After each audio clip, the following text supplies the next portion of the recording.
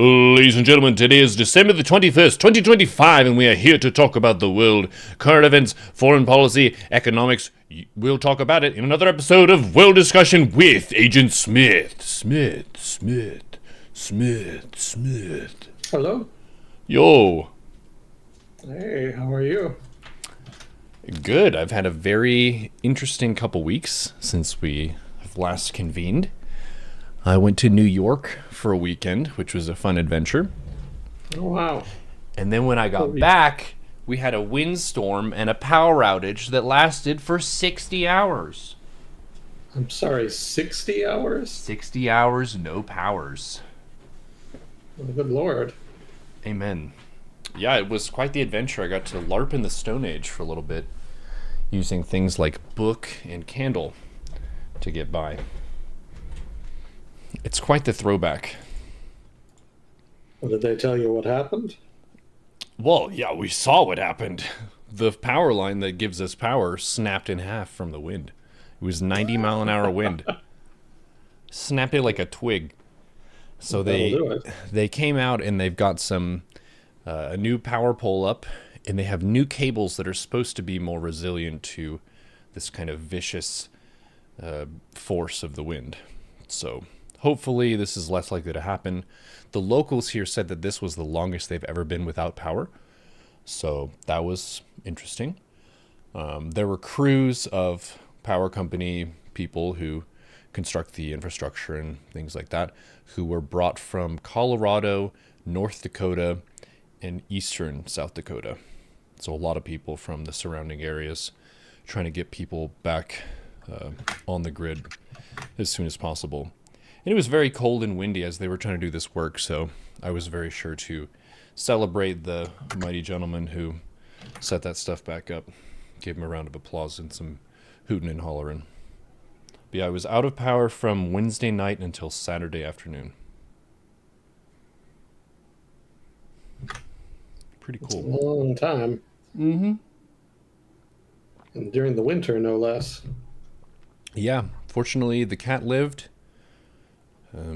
Cats can sometimes be at risk if it's a temperature below 45 Fahrenheit or so, if it's a senior or younger cat, but my brother's cat's pretty tough, so he did a good job. And then everything's good now. The New York trip was awesome. I saw a bunch of friends.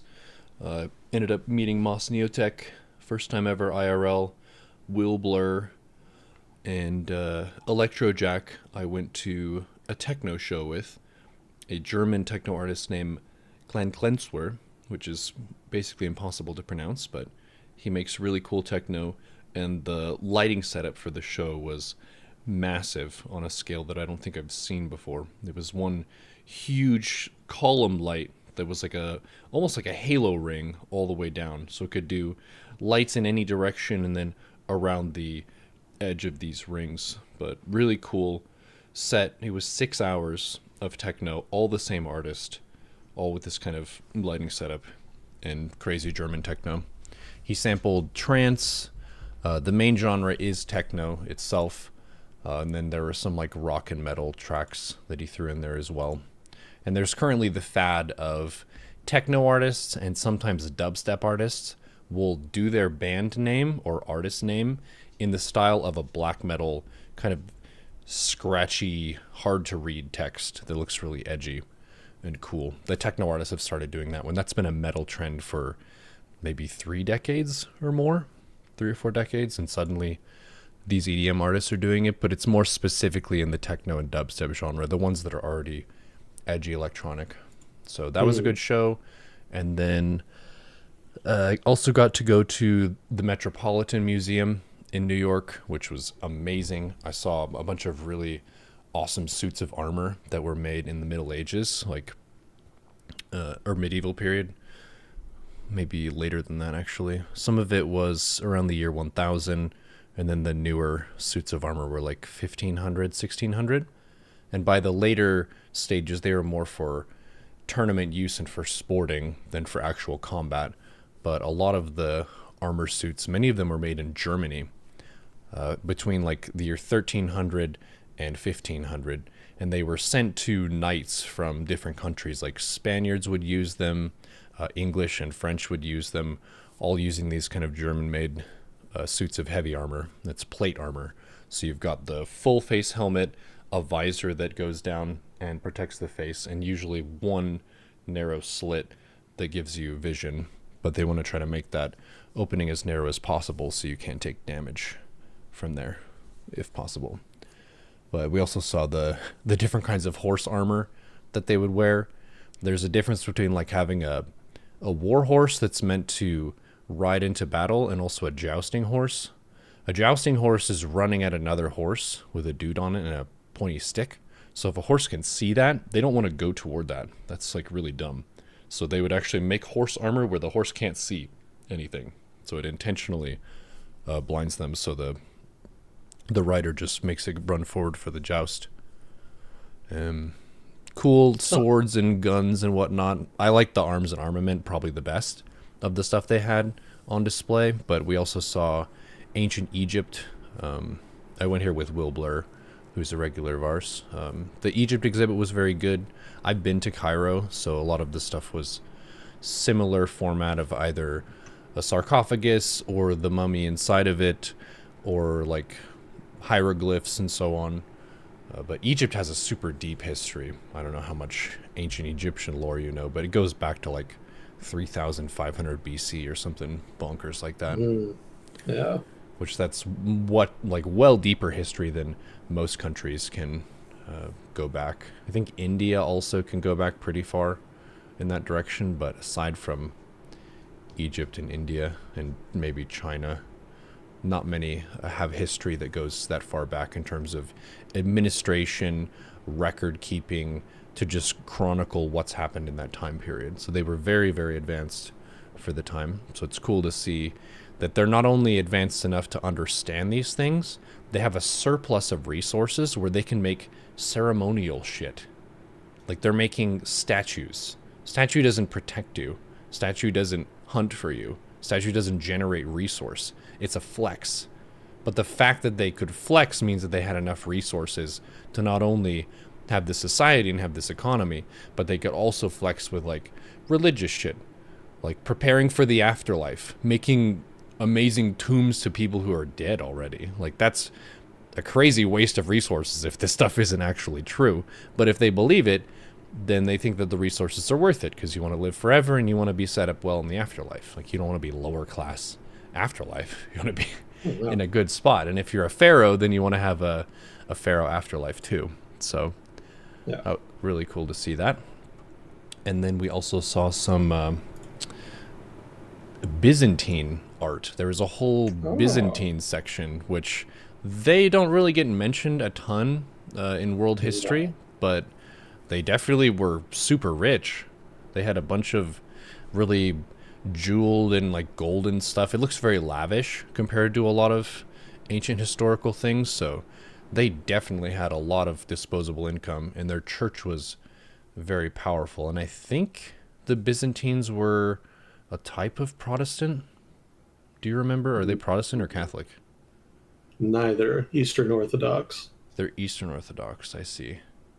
Yeah, they pretty much founded it, actually. So that's like the beating heart of Eastern Orthodoxy. I see. Huh. Yeah, that was the first Orthodox, I forget the technical name, but basically the first patriarch of Eastern Orthodoxy started up in Constantinople. That was when the schism basically became formalized between Rome and Constantinople, the two churches that emerged there. And that would have happened before the Protestant Reformation then. Oh yeah, yeah, several centuries. It would have been like 1000 AD, something around there, I want to say. Okay. Yeah, it's not well known for it now because obviously Islam kind of inundated the area. So now Eastern Orthodoxy is more associated with Russia and Eastern Europe. But for most of the medieval period, Eastern Orthodoxy was very much associated intuitively with the Byzantines. I always forget that. Yeah, they don't get mentioned a ton. No, hardly at all. They're pretty much an afterthought for a lot of pop history, and Mm-hmm. even amongst professional historians, they don't get as much attention. It's not as sexy a topic. How did they get History loves. so wealthy and powerful? Like, what's their resource? They didn't really have a resource per se. It wasn't like they had a bounty of some strategic resource or some luxury good. Constantinople was basically the beating economic heart Mm-hmm. of the Byzantine Empire, and its advantage was just trade, because of course it's right on the Bosphorus Straits, so it commands trade between the Black Sea and the Mediterranean. Right, you have to pass through there anyway. Yeah, yeah. So being able to tax that trade gave them a lot of money, and of course, just naturally, it was a natural entrepot. So lots of merchants wanted to stop there anyway, just to get provisions, to store their stuff, etc. So that facilitated Constantinople's evolution into a major city in its own right. So from there, they just used that natural sort of financial resource to fund expeditions into the surrounding regions, which they then conquered and in, incorporated, into their kingdom. Mm-hmm. How Yeah, was that? defensible was it? Like Oh, Constantinople? Constantinople. Mm-hmm. It was very defensible. Have you ever heard of the walls of Constantinople? No. Yeah, they're world, well, maybe not world famous, but among historians anyway, they're very famous. And in Europe, up until maybe a few centuries ago, they were just very well known. They were one of the things Constantinople was known for. They were massive walls, multi-tiered, and they took many years to build, very expensive. But as big as the city was, they managed to build so many walls that the city was completely surrounded. Mm. That's just how massive the walls were. Yeah, you can kind of do a Google image search for Constantinople walls, and you'll see some of the surviving segments. And yeah, they're very impressive even today. They're absolutely massive.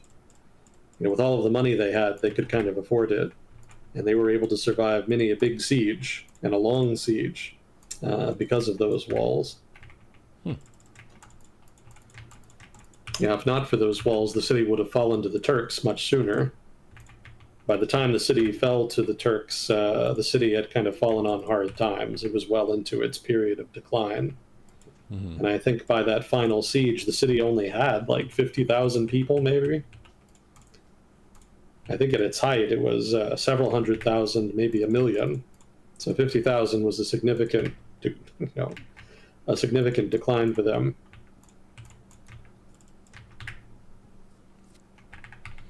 What caused But them yeah, to very. decline? Sorry, what? What caused them to decline? So another thing that the Byzantines were known for was endemic corruption. Oh no. Yeah, yeah. So the empire was riven with theft, embezzlement, and an overall political organization. A hierarchy that was inherently unstable because it was basically feudal for the most part. And because there was so much, because it was such a wealthy kingdom, there was a big incentive to become the king, to become the emperor. And so the result was basically a constant churn in leadership. Everybody wanted to kill the emperor and crown themselves the new emperor. Mm. And that kept happening. Being emperor was a very dangerous job with a very short life expectancy. So between the constant intrigue and the incessant corruption, the institutions of government in the Byzantine Empire just sort of naturally declined over time. They were just chronically unable to maintain themselves, to maintain public works, to maintain the loyalty of troops, to maintain large standing armies in the field, to maintain fortifications along their frontier. There were periods when they did better. They did have, it was kind of an ebb and flow type deal over time where some eras they kind of had a resurgence and then in others they re entered decline. But the overall trend line was of decline over the latter half, roughly, of their history. Mm. and there just wasn't anybody who seemed able to reverse it. There were no great patriots that tried to kind of rally and resolve the issue sort of at the heart of the political system, which was just the incessant competition for the throne, which is kind of a flaw with all monarchical systems.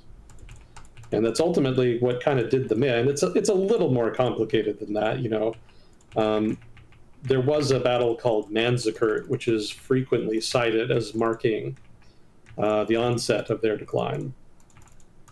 But really, that's not entirely accurate. It was a major battle, and it did sort of mark the end of Byzantine expansion and the beginning of their retreat. But like I mentioned, they had periods after that where they actually did kind of come back and retake some territory. Manzikert was really more significant in that, the reasons they lost the battle just kind of highlighted the institutional rot that they were suffering from. But also it marked sort of the what's the word I want? The arrival, so to speak, of Islamic power in the region. Because before Islam arrived in the Middle East, the main rivalry in the region was between the Byzantines and the Persians. I think it was the Sassanids at the time. And they had been cutting each other's throats for some time before the Arab Muslims arrived. And so when they did finally arrive, they found it relatively easy to defeat both the Persians and the Byzantines, because they were still both reeling from some hugely destructive conflicts between them. But even with the erosion of both Persian and Byzantine power from the expansion of Islamic Arabs, it wasn't an immediate collapse. It was just sort of kind of happened over the long term. And more significant than maybe the Arabs were the Turks, because one of the things that happened after the Arabs set themselves up as the preeminent power in the Middle East is that they started importing Muslim Turks from Central Asia to settle along the frontier, to basically act as a kind of buffer population. They wanted tough frontiersmen in order to help them defend the frontier against sort of these Christian invaders of one kind or another during the frequent wars that would kind of crop up between sort of the various caliphates and the Byzantines. And at the time, that probably didn't seem like a big deal, but eventually those early sort of relocated Turks demographically snowballed over the next following centuries into the dominant demographic group. And ultimately, it was actually them that brought down the Byzantine Empire, not the Arabs. But there was also Tamerlane. I don't know if you've heard of him. He was a Central Asian, what's the word I want? I don't want to call dictator is not the right word. Basically, he styled himself like Genghis Khan. He controlled a sort of expansive kingdom that encompassed both nomadic sort of steppe herdsmen in the traditional Mongol sense, but also a number of major trading cities in Central Asia. But he wanted to be a great conqueror like Genghis Khan, and eventually he launched a series of invasions that were maybe not quite as destructive as the Mongol invasions, but were not too far off. He probably ended up killing several million people over the course of his campaigns, and one of the targets of his campaigns was the Anatolian Peninsula. And so as a result, what was left of the Byzantine Empire at that point, this, mind you, would have been around the year 1400. So what was left of the Byzantine Empire was badly hobbled by Tamerlane's invasions. They were not able to defeat him. It had the unintended benefit for the Byzantines of actually severely weakening their Turkish rivals, the Seljuks. I'm not sure how to pronounce that. The Seljuk sort of, what's the word I want? Caliphate, I guess. Sultanate, maybe. Were the preeminent power on the Anatolian Peninsula at that time before Tamerlane came. And they were a significant threat to the Byzantines. But because of Tamerlane's invasion, they ended up becoming, not becoming any, they were actually destroyed, I think, as I recall, by Tamerlane. And it was sort of the chaotic aftermath of Tamerlane's invasions that saw the rise of what would become the Ottomans, sort of in the area around Bursa in western Anatolia. So that was a body blow to the Byzantines as well, even if it did buy them a little time by weakening the Turks. And then I think it was only maybe 50 some years later, I guess 1450, when the city finally fell. So yeah, corruption, invasions by Islamic Arabs, and then later on the Turks, and then Tamerlane. All of it just kind of wore on them over time. Not really any one thing, just sort of the cumulative weight of institutional rot over time. Yeah, it seemed like their edge was money, so if they weren't able to leverage the finances they gained from their strategic trade position, then they weren't going to be able to maintain this relatively expensive upkeep of like really tough walls, and also just making sure that the people around you are loyal. Because if everyone's backstabbing everyone else, there's not really good long-term loyal structure for people to latch on to. It's kind of like, which warlord is going to be winning the crown right now? Like, whose side should I be on? That's a lot less stable than a dynasty of like, this family has controlled this for a long time, kind of a deal. I was reading there was some overlap between Viking raiders and so on, and tradesmen, and they ended up working as mercenaries for the Byzantines, at least some groups of them, which is quite far from Scandinavia. Yeah, I think they were called Varangians, if I'm not mistaken. And it's relatively far, but not too far when you consider the Volga River, which has its headwaters not too far from the Baltic Sea. So Viking traders / warriors would have been very good at navigating rivers, obviously, so they probably found it relatively simple to get to the Volga and then just sail south. And that would have taken them to the Caspian. And if they didn't want to go to the Caspian, the Don River actually comes very close to the Volga River at one point. And so they could have very easily just picked up their ships and moved. I think there's even a word for that, portage, something like that. It was not uncommon for traders and soldiers and whatnot using relatively small ships to just basically lift the ships up and move them to the next river over as needed. So it would have been a relatively simple matter to take a Viking ship and move it from the Volga to the Don. I think it would only been in like 20 miles or so. And then from the Don, you could have gone directly to the Black Sea. And from there, obviously, it's a pretty short trip over to Byzantium. Okay, so by land it's pretty far, but if you're good at navigating waterways and you can pivot your boat from one waterway to another, then it's very doable. Oh, yeah. Oh, also the Dnieper River. Yeah, that's very close to the Volga as well. And you can just ride that right down to the Black Sea without doing any kind of portage.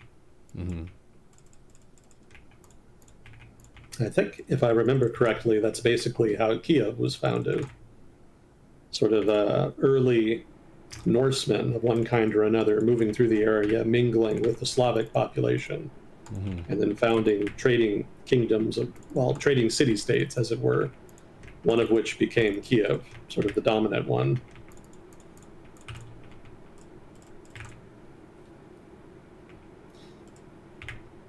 Yeah, another thing that happened to the Byzantines was the Crusades. Obviously, the Byzantines were kind of under siege for much of the latter half of their history from, various Turkish or other Muslim groups attacking them in their east. And so at one point, they got desperate enough to ask for assistance from Western European Christians, which they had not traditionally done, because there was still some tension from the schism, basically. There was a lot of Catholics that didn't consider Orthodox Christians to be real Christians. But Byzantine was, the empire was under threat, so they asked for some crusaders to come and help them out, which they then did. However, instead of attacking, the raiders along the border, they came right to Byzantium, the capital, Constantinople, and seized control of the kingdom themselves. Oh. And they formed a brief, what was it called? The Latin something. I think it was like the Latin Empire, some kind of funky name like that. But for 50 years, it was a Latin kingdom. And at that time, Latin was basically synonymous with sort of the Western Mediterranean European world, so like Italy, France, what have you. So basically, Catholic, sort of West European. And that had not happened before. That was the first time Western Europeans, at least since the time of Rome anyway, had ruled directly over Byzantium. And they were not very popular, and they actually started very quickly fighting amongst themselves. That is to say, they broke Byzantium up into fiefdoms between the different crusader leaders of the crusader group that had seized control. And they were only around for 50 years before eventually some of the local nobility kind of rallied and kicked them out and retook Constantinople and reunited the empire. But even if they did successfully reconstitute Byzantium in its pre-Latin form, it was still immensely disruptive. When the Crusaders seized the city, they actually looted it and did some pretty significant damage in the process. So not a body blow, but yet another difficult defeat that took time to recover from, and just one among many over that sort of second half of their history.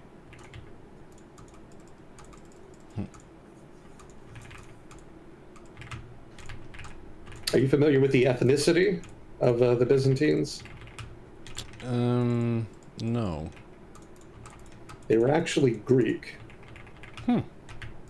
Yeah, it was a Greek empire. However, they still retained notions of being Roman. So there was still some residual Roman and Italian influence there. For example, for a long time, they still spoke Latin. The sort of eastern part of the Roman Empire had significant Greek influence. Greek was the lingua franca among people in the Eastern Mediterranean, and it was also the language of trade. So it was very prominent, and it was also a prominent language amongst the educated, since the Greeks were obviously very learned and had a significant literary culture. So while Greek culture was very influential in the western part of the Roman Empire, it was far, far more dominant in the eastern part.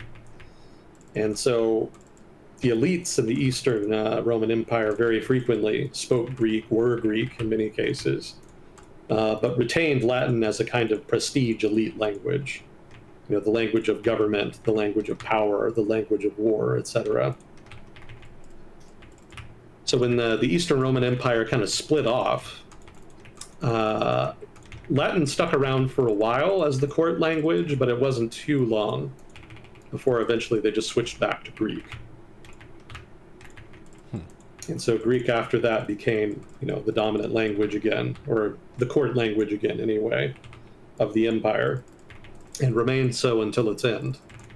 I would point out, too, that not just in Constantinople, but also in the Anatolian Peninsula and a good chunk of the Balkans, were also populated by ethnically Greek people. In fact, Anatolia was basically noted for being effectively Greek.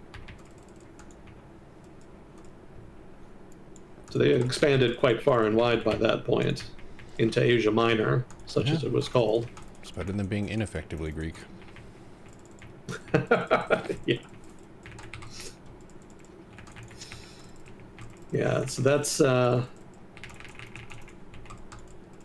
pretty much the gist of it. Ethnically Greek until they were basically overwhelmed by a demographic tide of, well, maybe not overwhelmed. The exact details of how Anatolia transitioned from being ethnically Greek to ethnically Turkish can be a little ambiguous. Depending on who you talk to, it was either a tide of Turks moving in and displacing the local population, or it was a small number of Turks moving in and then assimilating the local indigenous Greek population into their culture. You'll start some arguments amongst Turks talking about that. Nationalists over there have very particular ideas about how that process played out.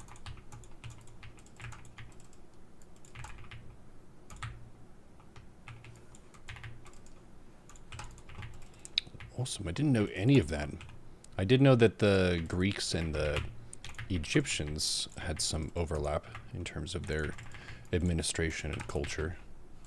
Cleopatra, I believe, was someone who famously was married to a Greek, maybe? I don't know if she was Egyptian. She was Greek. Oh, she was Greek. Yeah, well, more accurately, she was of Greek descent. Maybe that would be more accurate, but if I remember correctly, the elites of Egypt at that time still retained the Greek language and Greek customs. Sort of the Egyptian elite had been Hellenized effectively as a result of Greek conquest. Yeah, she was descended from the, I believe, generals that controlled Egypt after it was conquered by Alexander the Great. Yeah, Alexander's empire broke apart after his death, and so a number of monarchies were founded by his generals in the areas that they controlled after the empire was broken up. So if I'm remembering this correctly, Cleopatra was one of their descendants. I see.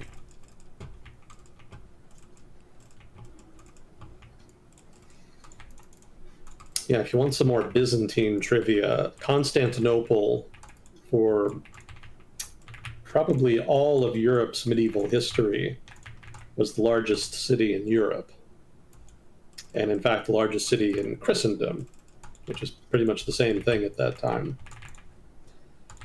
And it was considered a center of learning, of knowledge, of religion, of refinement, etc., in Europe that could not be found anywhere else on the continent. So even if the rest of Europe didn't always think of them as being real Christians, because they were Eastern Orthodox, they were still well respected as sort of the preeminent power in Europe. So you can imagine the utter shock when Constantinople finally did fall. Even if the empire had been in decline for some time, it was still shocking to see one of the lights of Western civilization fall to a foreign invasion. And that was definitely quite the talk of Europe when it happened, and remained so for many decades after.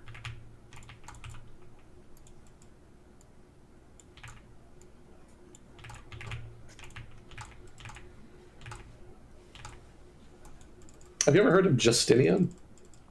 Justinian, that was a emperor?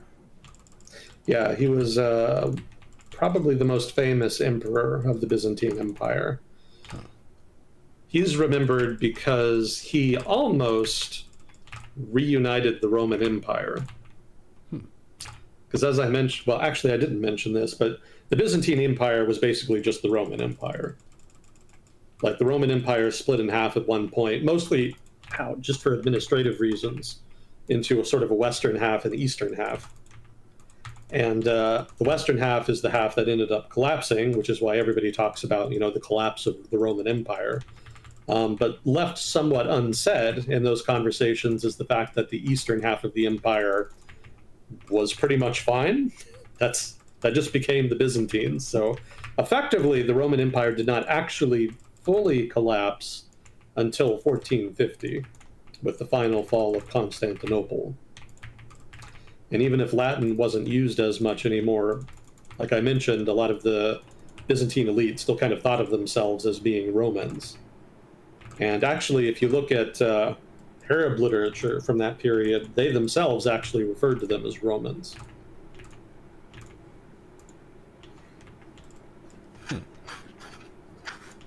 So Justinian, after the fall of the Western Roman Empire, when it kind of collapsed into different warlords and barbarians and whatnot, Justinian actually launched an invasion of Italy and very nearly reconquered not only most of Italy, but also a good chunk of what had been Western Roman territory in North Africa.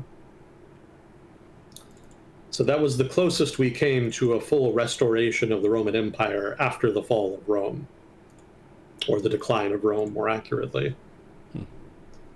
And Justinian generally gets credit for that, although really credit probably goes to his general. He had a really famous general named Belisarius, I think it was. He's well known in military history circles, but he's famous for winning a number of major battles for Justinian that resulted in the expansion of the Byzantine Empire into the old Western Roman territories. Yeah, Justinian was very ambitious, but in the end it came to naught because of a great plague, among many other things. The weather changed, there was a famine, and there was also a major outbreak of Black Death, bubonic plague. That wasn't the And initial outbreak of it, though. That was just like a later wave. yeah, Black Plague kind of came and went. There would be big outbreaks at times in history. The 1300s is probably the other most well known one. In fact, it's probably more prominent than the one I'm talking about. But the second most well known one is the one that happened around, I want to say like 5 to 600 AD. And that was hugely destructive for Europe, and all of the kingdoms therein. And the result is that Justinian's ambitions ended up having to be scrapped because the kingdom, it didn't collapse. It wasn't entirely thrown into chaos, but the economy was severely hobbled. And he himself actually, I believe, ended up contracting it and getting very sick.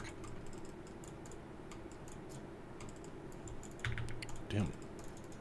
Yeah. It's just I guess, bad dice roll, because you can't choose when disease outbreaks happen during your reign. Yeah, pretty much. Yeah, if not for that, might have been different. History could have taken a very different turn, but as was, the Eastern Romans, the Byzantines, ended up kind of getting knocked on their ass for a while. And it wasn't long after that the Arabs invaded and the Battle of Manzikert kind of crippled them for a generation and initiated that long period of decline.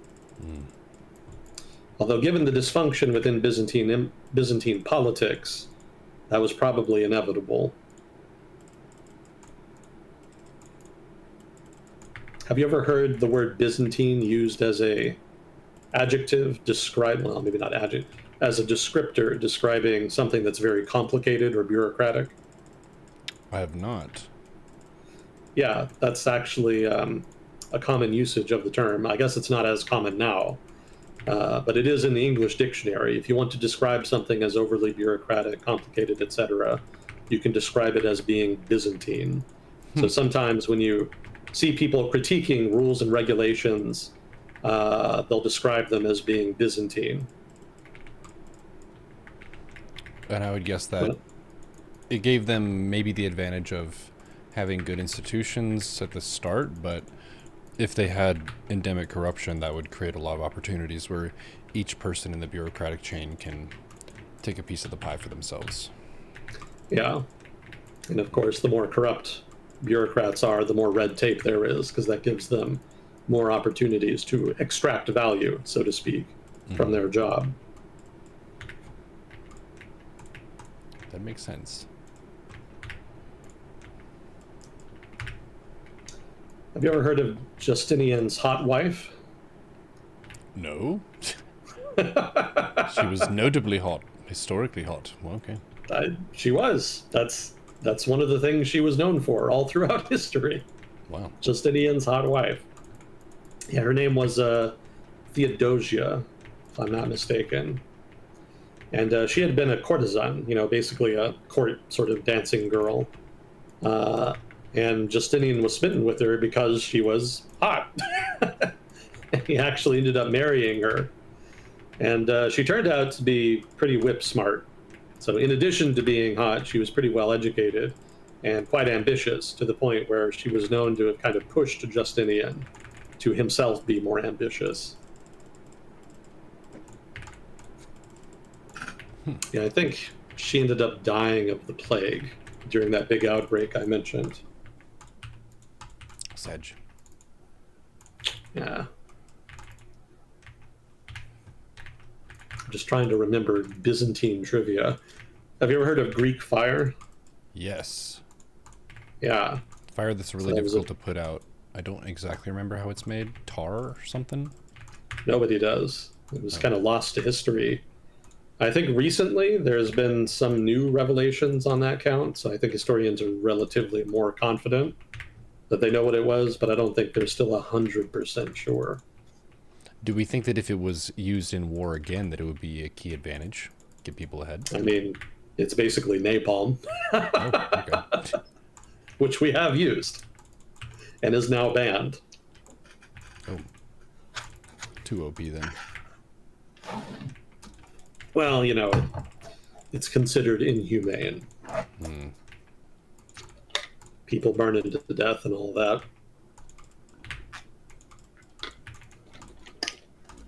But yeah, they did effectively have kind of pre-industrial napalm that they used in naval warfare.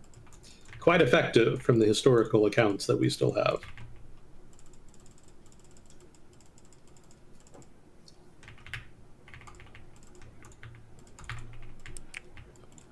And you're saying the Byzantines used that too? Or just the Greeks Yeah. before that? I see. I mean, the Byzantines were the Greeks. Same thing. The continuation of the Greeks. Yeah. Yeah, I think that's probably about all I remember of the Byzantines.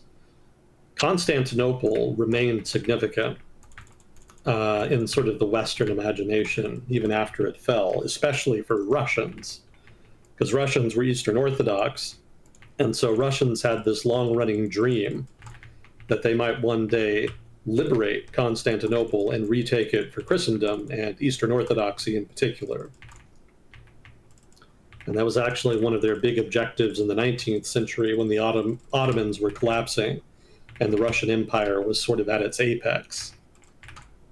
And for a while, it looked like they might pull it off, but the British and the French were not really all that eager to have the Russians having easy access to warm water ports in the Black Sea and Mediterranean. So they actually backed the Ottomans in the 19th century. Not fully, but basically just kept them afloat so they wouldn't collapse. As a result, then, Constantinople remained in Turkish hands. It actually still almost ended up in Western hands anyway because of World War I. In World War I, of course, the Turks were on the losing side, and the Ottoman Empire ended up being dismantled.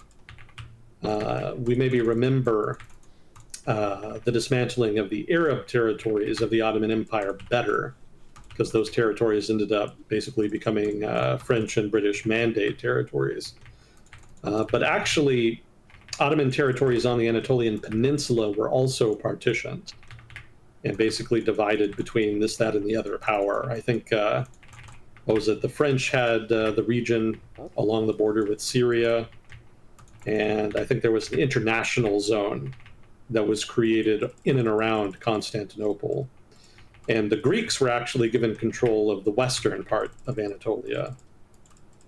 The rest of it was basically to become a kind of Turkish rump state.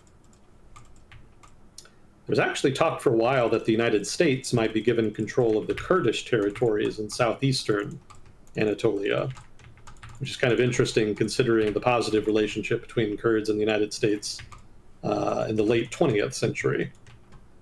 So some interesting foreshadowing there. Nothing came of it. Washington wasn't at all interested in governing that. So it ended up being scrapped from the final agreement. But the rest of Anatolia was technically partitioned, and the respective territories actually did see foreign troops move into them in order to govern them.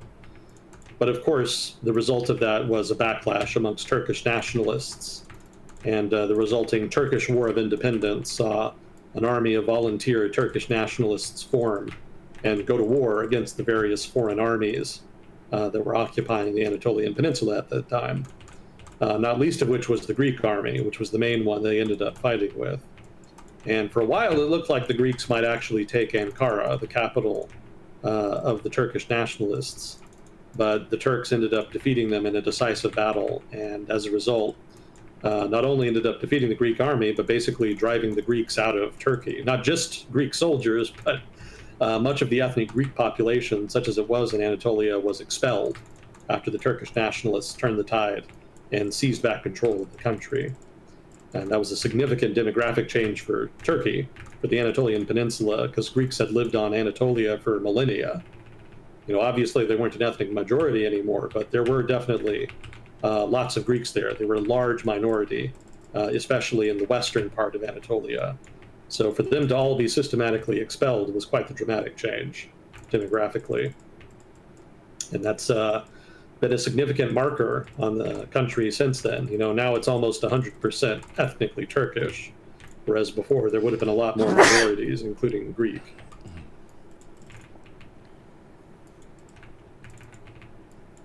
I see. And it was actually around that time that Constantinople was renamed Istanbul. I don't know if people maybe realize this, but that is a fairly recent renaming. It's only been called Istanbul for a little over 100 years. Before that, for centuries, even after the Turks had conquered Constantinople, they still called it Constantinople.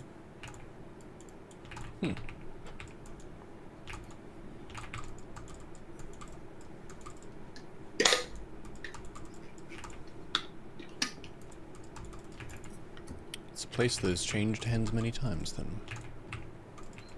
Yeah. Especially after 1450.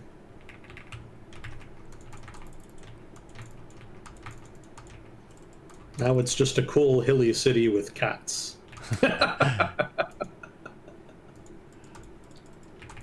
Turkey's pretty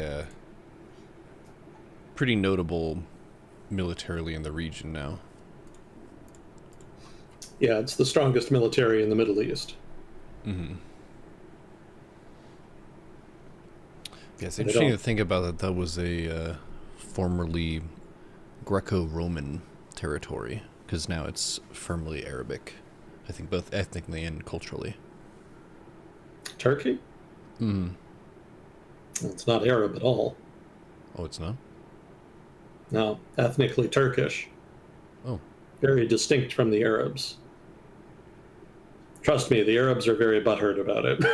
No. Yeah, when the Ottoman Empire was the dominant power in the region, they controlled pretty much all Arab territory. And late in the Ottoman Empire's history, the Ottoman government actually started a program of assimilation. They were trying to basically force the Arab population to become ethnically Turkish. And that was actually one of the instigating factors that created pan-Arab nationalism, that created a strong Arab national identity in the region where none had previously existed. So between that and, sort of the Zionist influx of European Jews moving into Palestine, Arab nationalism was kind of jolted awake, so to speak. So the Arabs definitely see them as very distinct, see themselves as being very distinct from Turks and vice versa. They are definitely two very different peoples. Turkish, for example, as a language is Central Asian in origin and is not even in the same family tree as Arabic. Arabic is a Semitic language indigenous to the Middle East, and they're not even remotely mutually intelligible. They do have loan words that they kind of exchanged between them over time. But, by and large, like very different grammar, different lexicon, etc. This is making me think of the rivalry between English and French. And while they're still both kind of like Anglo-Saxon ethnically speaking, if you as an outsider were like, oh yeah, English and French, y'all are like the same, right? They would immediately be like, ah! So kind of like that, I guess. A little bit similar, but with English and French, like there is significant French influence on the English language and culture. Mm-hmm. Like English is basically itself like half French, an immense number of words and whatnot, and influence over the structure of English. You don't see that so much in Turkish. Like it is kind of its own distinct thing. Elites in the Ottoman Empire generally would learn either Arabic or Persian. Probably more Persian, since that was the dominant prestige language in Central Asia and the eastern part of the Middle East, at least, if not also the western part. Arabic was more like the language of religion, kind of like Latin, became in Europe over time. Mm-hmm. There was a period when it was itself a prestige language, more broadly speaking, sort of in the early and medieval period of Middle Eastern history. But it always kind of competed with Persian in that regard, since Persian achievements in literature and science and whatnot kind of surpassed those of Arabs for much of that period. And a lot of the administrators of the caliphate that was created after the expansion of Islam were actually themselves Persian, specifically because they were seen as so well educated and competent.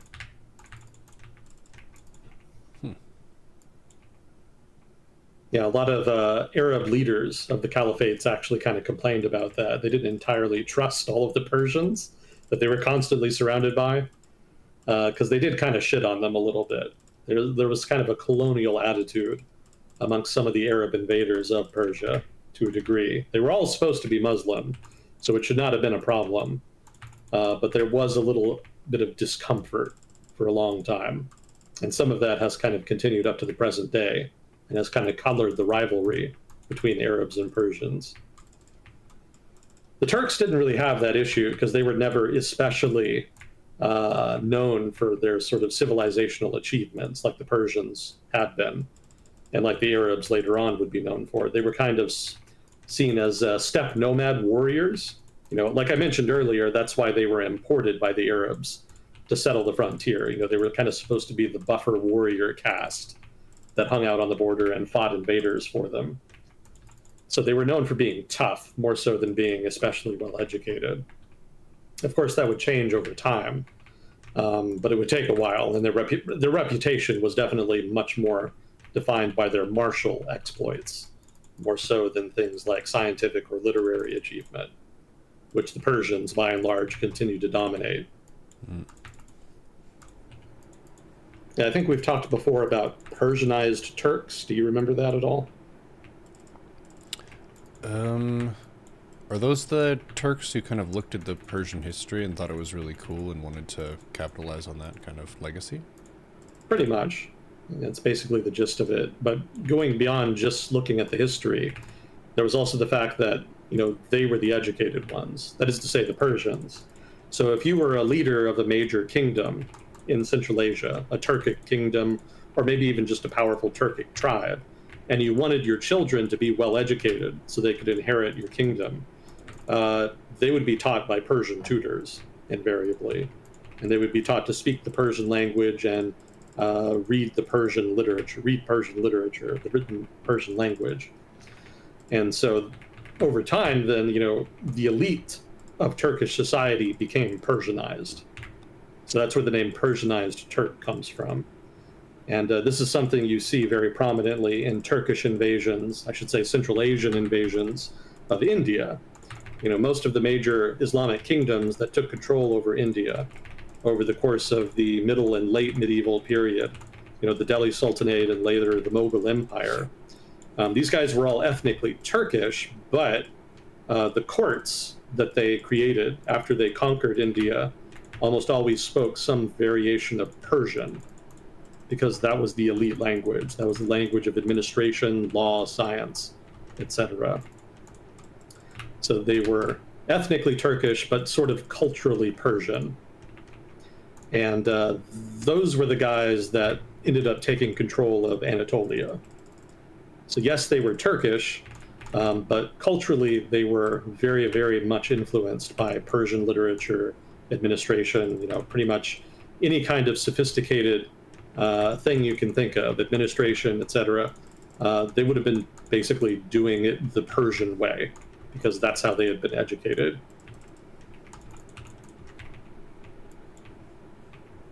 Now, of course, over time, Turkish would become more prominent as the Turks themselves became more powerful, more wealthy, created their own, institutions of learning, their own religious institutions, etc.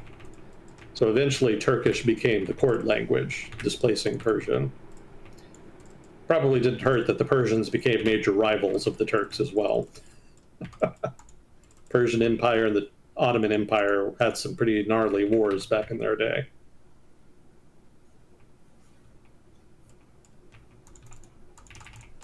But going back to the original comment, yeah, Turks are very, very different than Arabs. Islam is the main thing that unites them. And that is an important thing. And even today, Arab still has an important status within Turkish society as a kind of prestige language, in so much as it's the language of the Quran, the language of Islam, etc. But they really don't go much beyond that. If you want to learn Well, basically, if you want to move up the social ladder in Turkey, you speak Turkish. Mm-hmm. And if you're really ambitious, then you end up learning probably English, most likely, since that's the global lingua franca at this point.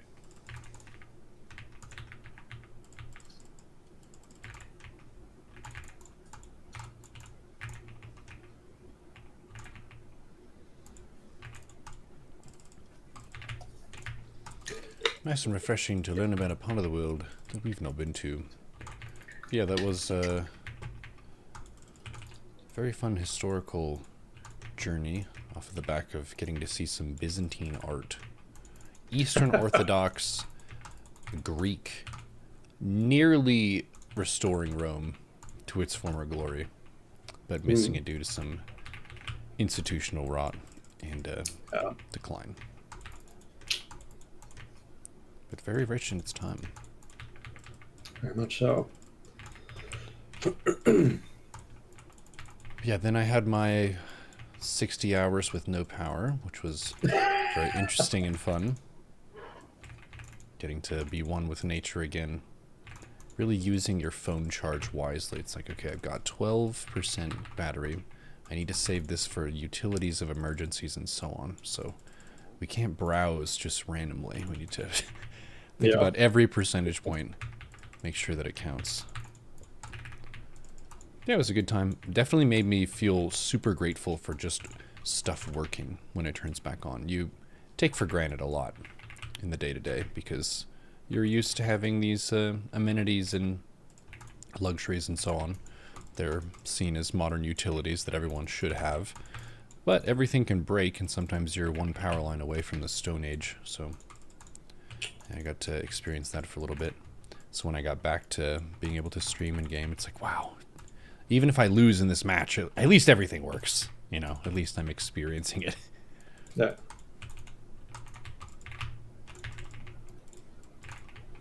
How did you stay warm?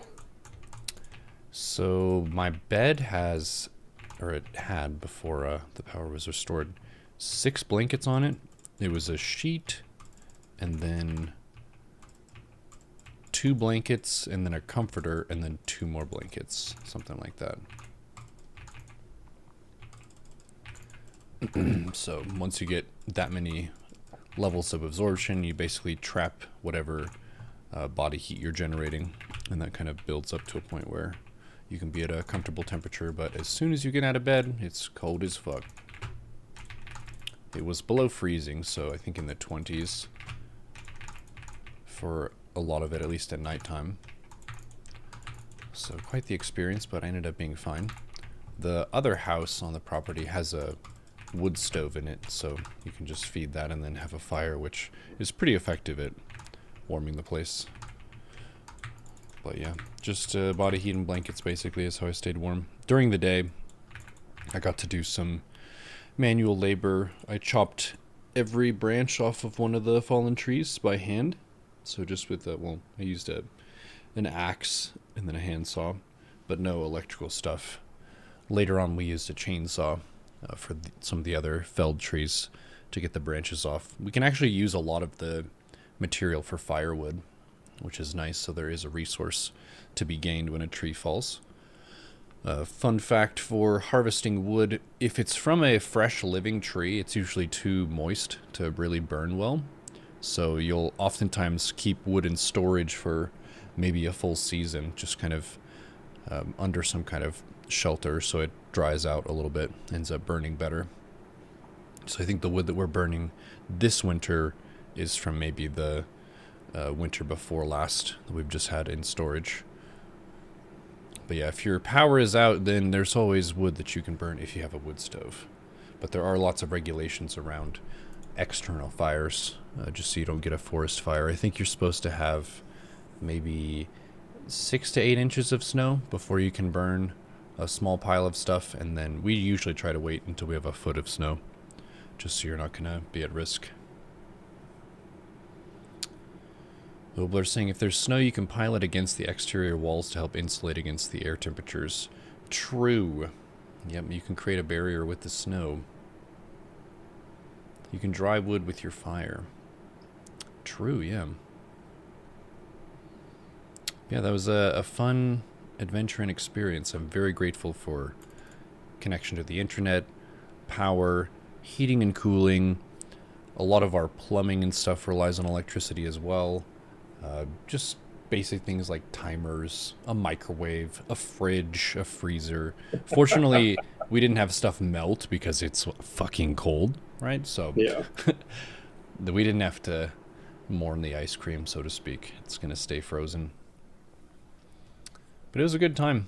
Definitely have a lot of respect for the people who get the emergency call to go fix all of the stuff that broke in the windstorm. That's a pretty difficult task because first you have to diagnose the issues, see where everything broke, and then make sure that you repair it in such a way that you don't electrocute the shit out of yourself. Yeah. So big ups to people who make the infrastructure that allow us to enjoy the utilities of the modern world. Thank you. Thank you for the people who designed that, the scientists who made advances. I was joking with my family. Whenever the power was restored, I was like, do you see that in the cloud? That's Thomas Edison up there. I can see him looking down at us. Nikola Tesla just tipped his hat and twirled his mustache. Thank you, scientists. Thank you, electricians. We have an electrician in chat, Electro Jack, as well. Thank you, everyone. Without you, we are fumbling with books and candles. Yeah. Which can be a nice refreshment for a little bit, but you kind of want to get back to your modern comforts. Definitely. I did remember how to use a keyboard and mouse after the 60 hours. I wasn't sure. Like I felt like Theoden in Lord of the Rings, where I have this grizzled beard and some old person walks up to me and is like, "You're building us power again." I'm like, "What's power? I don't remember." But I was able to video game successfully, so that's a relief. There you go. Yeah. Yeah, I was actually looking into solar panels recently, and one of the things I tripped over was an argument that one of the things you could use them for is to keep your computer going in the case of a power outage so that you can keep streaming. Mm. Yeah, you can get like these little power generators basically that are solar powered. Mm-hmm. So in a pinch, or maybe not in a pinch, maybe you just like to travel and want access to the internet while you're doing so, that apparently is a way you can do that. Huh. Yeah, I know there are quite a few people around here who have some things that are solar powered, but solar power does kind of suck when it's super cloudy for a long period of time. Yeah. We had a solar powered trailer that we were like, oh, we can just charge our phones using that solar power. That just sucks it out right away. Like, we were out of power in that, I think, from half of one person's phone battery, and then it was bested. But really funny turn of events. We were supposed to have a propane tank and a generator all set up the day after this windstorm happened. So we were very nearly storm-proof in the sense that as soon as our power would have gone out, the generator would have kicked in. And we can turn that off, but that would at least give us long time periods, hours, I think, where we can just have all of our stuff running if we wanted to. So, lesson learned, but yeah, shout out to people who helped the community recover. Everyone was talking today at brunch in town about when their power came back on. Some people didn't get their power knocked out. Other people didn't get their power restored until like 3 days later. So my power was definitely on the later end. But I got to do manly shit, chopping trees, being outside, having fresh air. Working with pine trees is great. It's like, there are a lot of physical jobs. Many of them make you smell very bad. Say working with fish or sewage or things of this nature, swamp kind of stuff. But working with pine trees, you just like go somewhere else and you just smell of pine. That's a nice smell to bestow upon yourself. Fish smells great. Dead fish smells great. Okay, you're telling me that if you've got a hot date lined up, you're like, let me go to the fishmonger and just rub fish all over myself and then we're going to go to the date. Come on, you're not going to do that. You love that smell? Okay, well, I hope you find a very nice fish woman, or whatever gender you're after. To each their own. Yeah.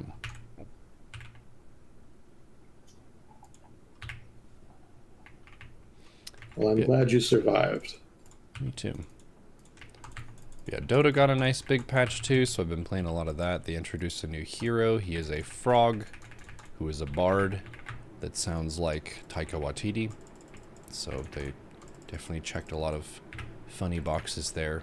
The frog is cute. He's got like smaller frogs that cheer him on and like fight for him and whatnot. So the cute factor is high, the funny factor is high, and then the way that you play him is kind of like a simple rhythm game where you strum notes at a certain cadence to be able to give buffs to your allies. So it's a unique game mechanic that I think they did a really good job integrating. So good job making a frog patch. And then obviously the hero balancing and unbalancing that they do, reworking stuff. Tide Hunter, the giant fish monster, is more overpowered than he's ever been. He's being picked in 1/5 of games, and his win rate is the highest of all the heroes. And the hilarious thing is the lower bracket you get in skill, the higher his win rate becomes. So the softer the game, the less fundamentals the players have, the more unstoppable he is, because he's not only strong, he's very easy to use. So he's a lot harder to counter than he is to play. Well, I'm guessing they're going to fine-tune him going forward since he's a new hero, right? Oh yeah, that's the suffering from success problem, is if you get out of a patch with way too high of win rate, they're going to wheel back your buffs. You've got to just have like a 5% increase in your win. Don't go over 53% win. That's too high. He's currently at 59. 59% win hero. That's easy to play.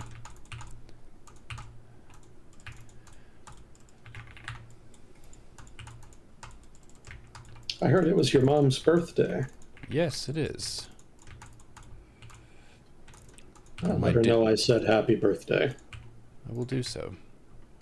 She gets to pick the movie that we watch for her birthday, and we just watched on my dinner break here Spirited, which is like a relatively newer Christmas musical. I would say it's quite good. One of the things that makes it enjoyable, even though there have been like a shitload of Christmas movies, is it does have some edgy elements that break the norms of how family friendly a lot of Christmas movies are. It's more like a PG-13 Christmas movie. Not in a violent sense per se, but in like some of the themes are pretty dark and real, but then it also kind of makes fun of itself, and it makes fun of overly PC responses to things and being overly safe. So it's got a sense of humor about itself, which is nice. Very Ryan Reynolds energy to it. He's obviously the second build character, so a lot of that Deadpool energy. Fourth wall breaking commentary on society, commentary on the whininess of the modern world, and then the whole format is about Ryan Reynolds' character, who is a rage-baiting media consultant. He basically manufactures outrage to benefit a client, and that's morally very questionable because he doesn't really care about truth in the matter. It's just like whatever he can leverage to get the end result of his client getting an advantage. And Will Ferrell's character, who was formerly Ebenezer Scrooge, is trying to set him on the path of righteousness. Fun Christmas movie. It's got tap dancing, singing, and fancy actors. Oh, sounds like a good time. Yeah. Oh, and because you're a foodie, yesterday I had so many luxurious foods.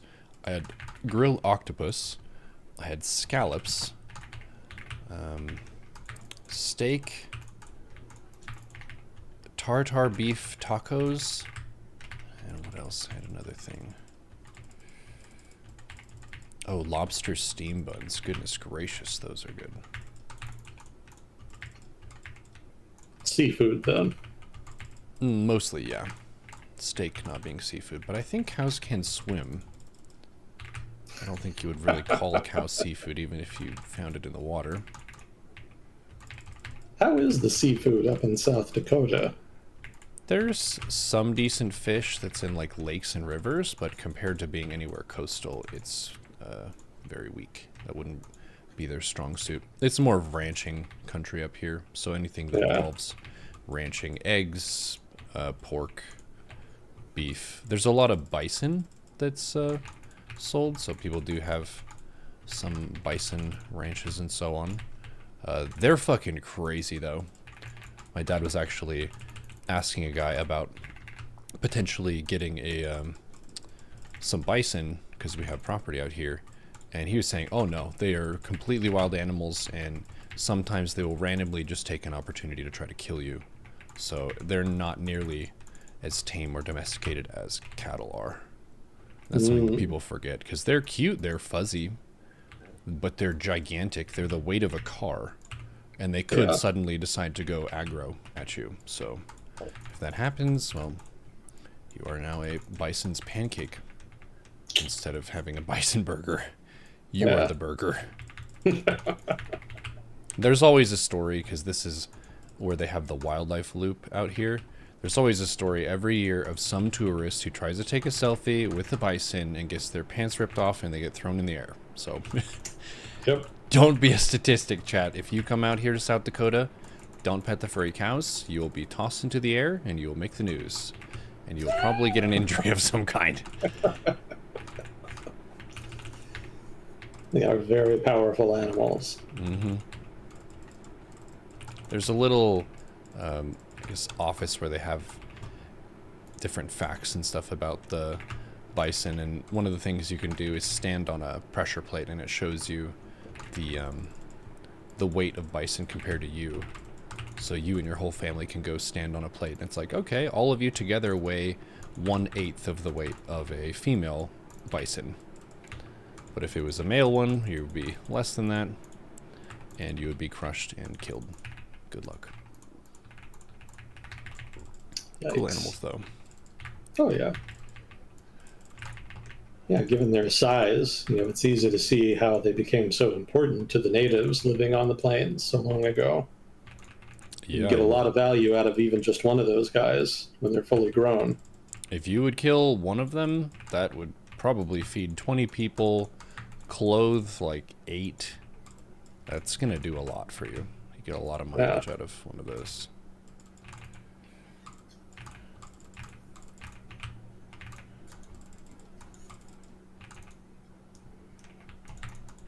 Well, what else have you been up to? That's mostly it.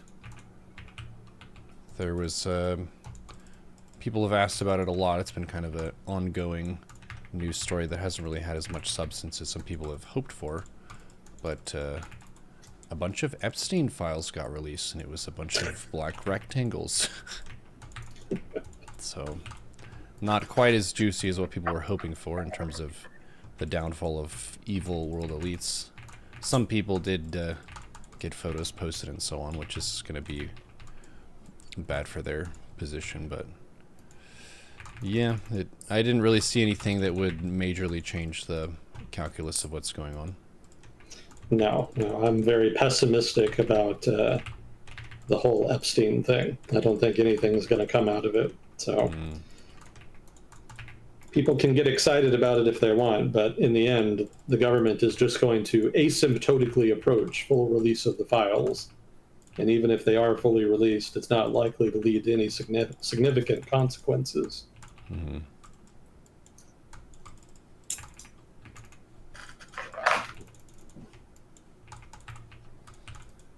Doesn't surprise me in the least.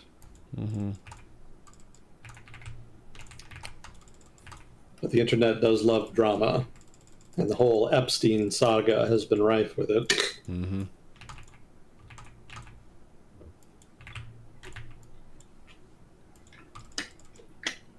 I did look up El Salvador's full name. We were talking about that 2 weeks ago. It means the savior, right? But originally, that was just part of the name. So the original name And this is back when the Spanish had conquered it, and it was part of the overarching Spanish Empire in the Americas before it became an independent country. So it was known then as the Provincia de Nuestro Señor Jesus Cristo, El Salvador del Mundo, province of our Sir Jesus Christ, the Savior of the world. Mm-hmm. That's a very complete and lengthy title. Yes, it is. That's how they liked him at the time. So over time, that got shortened down to El Salvador, which is what the country remains called today. Look, I like what we're going for here. Great to shout out Jesus, very powerful figure, main character of the Bible, New Testament. But that's a bit of a mouthful. If we're at a meeting with other countries, can we call ourselves something a little bit more concise? Yeah. Okay, the Savior. Much simpler. Electrojack has a friend visiting El Salvador right now. Oh, on the trip, while I was just chilling, I think this was maybe the day of the techno concert. I was just chilling inside, avoiding the hellish New York winter, and I was on my phone on YouTube, and there's a documentarian guy or journalist, whatever you want to call him, who I watched a video on the people underneath Las Vegas. There's a flood network relief system where if there's a flood, because it does occasionally rain in Nevada, they can get a lot of rainfall all at once. So it's a huge network of tunnels. Mm-hmm. And there are people living down there because they're displaced from gambling or something else. And the guy basically goes down into these tunnels and meets people and gets their story and so on. So I watched that. That was interesting. Tragic, but that is shelter that you can utilize for large portions of the year, so people are doing so. And then that recommended to me a video of him going to the new super high security prisons in El Salvador that were built by the world's coolest dictator, self-described. And these are very high-tech facilities, very thorough, and basically all the inmates are super tatted up.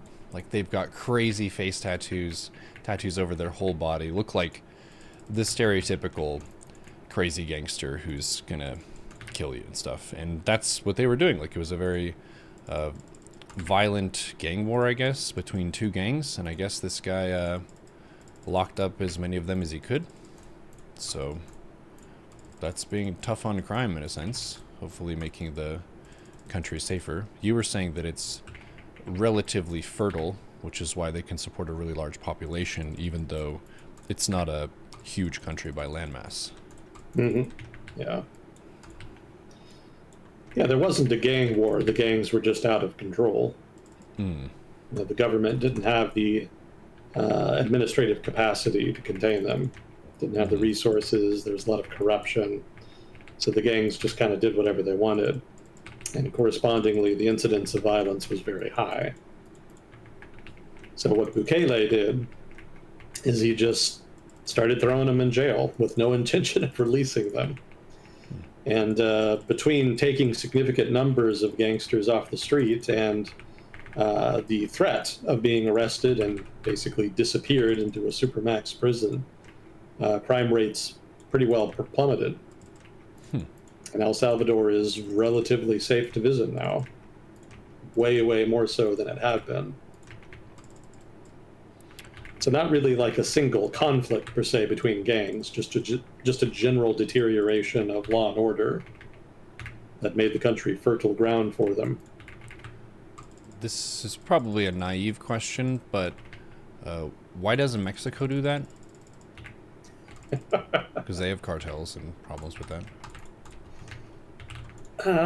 Because I say deterioration of rule of law, but having basically a dictator take control and then start throwing people in prison, many of whom may not actually be guilty of anything, that itself represents erosion of rule of law. And Mexico, despite its problems, actually has more rule of law than El Salvador, certainly at this point. So they're not really willing to go that far. They still have institutions of government that restrict the power of the government to do something like that. I see.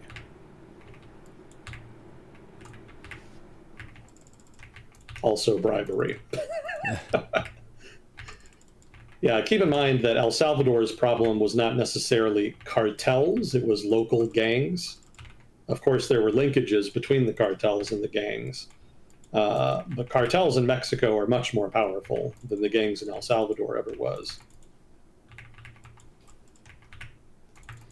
And so that gives them a lot of ability to influence the politics of Mexico. So if somebody wants to take a decisive action against the cartels, then generally they're going to know about it beforehand because of informants in the government. And then they can use a combination of threats and bribery in order to deter the government from doing that. So that's another reason the Mexican government doesn't take actions in that vein. I would point out that it's not as though the Mexican government hasn't gone hard against cartels in the past. One of the big policy decisions they made 15 years ago, I guess, I want to say starting around 2010, they actually deployed the army into Mexico to patrol hotspots of cartel activity and also to raid cartels where they could be found anyway. So, deploying the army internally is a dramatic move for any country. Soldiers out on the street is not generally what you want. There's a lot of downsides to doing that. But the Mexican government wanted to take dramatic action to address the problem, and so they did. And didn't really work. There definitely was some success, but mostly the cartels just worked around them. The problem posed by cartels is not the kind of problem that you can shoot your way out of. It's not something that soldiers are going to solve.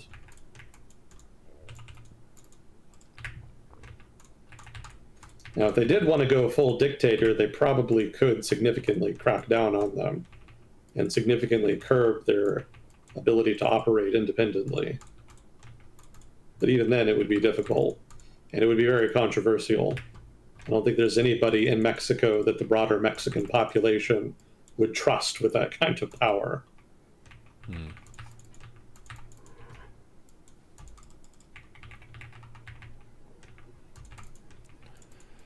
I see. So it's a larger problem that Mexico faces because the cartels are stronger than these local gangs were in El Salvador, and then also because they have relatively more checks and balances on their government. They can't just do these like quick strong arm plays. Yeah. Now that could change. Claudia Sheinbaum, the current president, she's a populist. And, she basically inherited the presidency from Obrador, the previous populist president. And they might have enough public support to do something authoritarian, but I've never seen it really discussed seriously.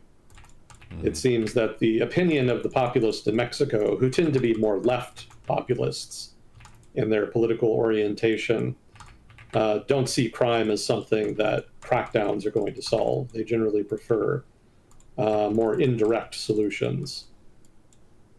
These are the people that tried to deal with the problem with the Hugs Not Bullets campaign. Yeah, so arbitrarily throwing people in jail is not really their bag. They prefer economic development, subsidies to the poor, that kind of stuff.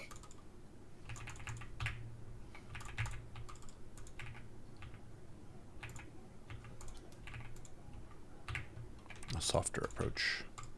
Yeah. So if there is going to be a return to authoritarian rule in Mexico, it's not going to be so that the government can crack down on crime. If that happens, it's probably, that is to say, if they do basically just seize power and sort of return to something resembling the days of the Institutional Revolutionary Party, it'll be so that they can implement a more ambitious left-wing populist agenda. But even there, I don't see a lot of impetus for that. I mean, for one, they don't need to seize power. They're popular enough to basically control most of the major offices in Mexico, just democratically. Mm-hmm. So there's not really any reason to go so far as to seize power right now. I think at most what you'll see is corrosion of rule of law in Mexico. Because the populists, being populists, are going to kind of push the limit as to what's legal in order to do things that are popular, but not necessarily legal. You'll probably see more of that. But like full-on one-party state, I don't think so, given what I've seen thus far and given what I've read.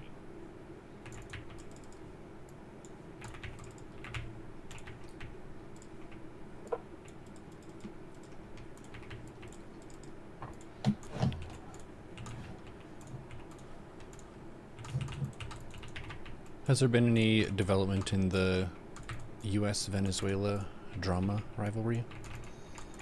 It's mostly just more stupid shit. Okay. Washington is making noises about a blockade. Well, more than making noise, they actually are implemented. Did we talk about this? Had this happened by the time we were talking last time? I don't think so. Okay, so this is relatively new then.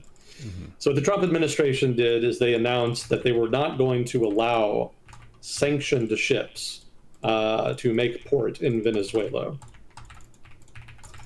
And that entailed the implementation of a blockade of Venezuela. Now, this is not a full blockade where they just don't let any ships through. In fact, American oil companies that have deals with the Venezuelan government will still be able to get oil tankers in to export oil as necessary. But ships that have been sanctioned for trading in, say, Russian oil or Venezuelan oil or whatever other kind of sanctioned good, the U.S. government says that they will not allow them to visit Venezuela. So there is a soft blockade now in place along the coast of Venezuela that the U.S. Navy is enforcing. And over the past 2 weeks, they've seized multiple Venezuelan tankers that the U.S. government argues are sanctioned. And not really clear what they're going to do with them. There was a reporter that actually asked Donald Trump what they would do with the tankers, and he kind of shrugged his shoulders like he hadn't thought about it. I think he said something, I guess we'll keep the oil. Like he very clearly didn't know. So I don't know if they've thought that far ahead. I suspect this is just more about pressuring the Maduro government. I still have no idea what Washington thinks it's going to achieve here. I don't think Maduro is going to step down. There's not nearly enough pressure on him within Venezuela for that to happen. There is significant external pressure, but authoritarian governments are very good about surviving that. I don't know how many people remember all of the pressure the Saddam Hussein government in Iraq was under over the course of the 90s, but it was pretty immense, and the ultimate result of that was not the collapse of the regime. But regardless, this is the latest and greatest in American escalation. The U.S. Navy is now seizing ships. And of course, for those of you familiar with international law, blockading another country is technically an act of war. So Venezuela's government would technically be within their rights to use violent force against the U.S. Navy at this point. It's unlikely they will do so unless there is further escalation. But still, the U.S. government has definitely escalated pretty significantly here, notably so. That's the latest. Oh, there was another thing, too. The U.S. government also announced that fentanyl will now be considered a weapon of mass destruction. Oh, goodness. Yeah, that got quite a few people talking about Iraq redux, basically. Of course, the Bush administration used weapons of mass destruction as an excuse to invade Iraq, and now the Trump administration is talking about pressuring Venezuela over fentanyl and other drugs. And now they're saying that fentanyl is a weapon of mass destruction. So there kind of seems to be an emerging picture here that looks very familiar for those of you old enough to remember the early War on Terror. I still don't think the U.S. is going to invade. I still think this is basically just posturing to try to intimidate the Venezuelan government into doing what they want, which I don't think is going to work. But still, the whole thing is just the theatrics of it are just very goofy to me. The whole thing feels like a waste of time.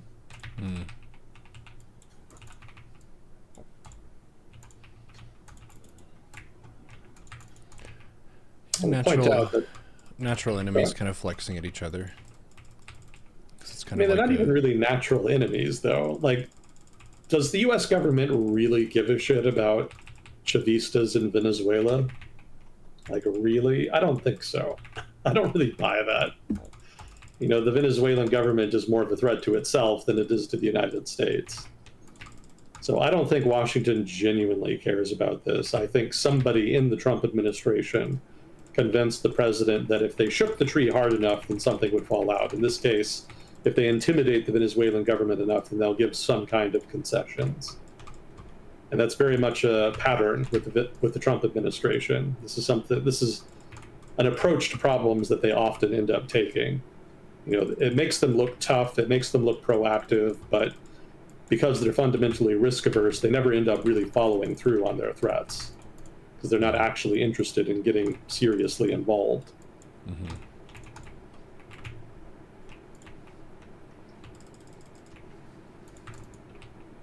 We'll see how it all shakes out, but for now, we're still in the theatrics stage. flexing and posturing.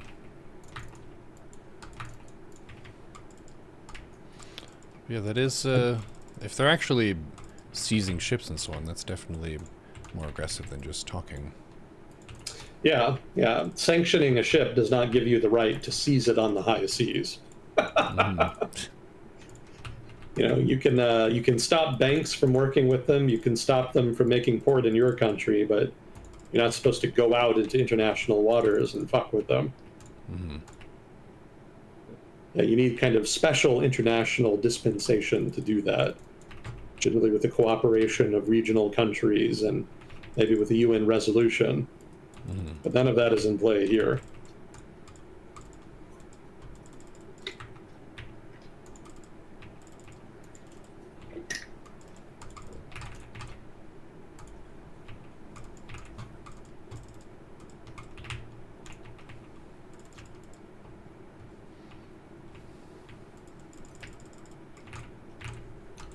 Was there anything else you wanted to jump to here?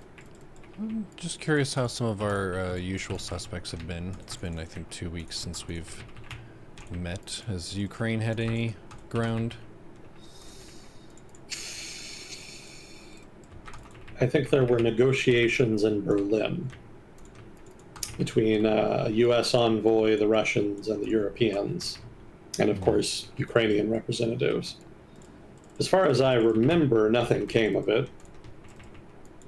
Steve Witkoff, sort of the lead U.S. envoy, was saying that we're closer to a deal than we've ever been. You know, we just gotta get over through the last mile.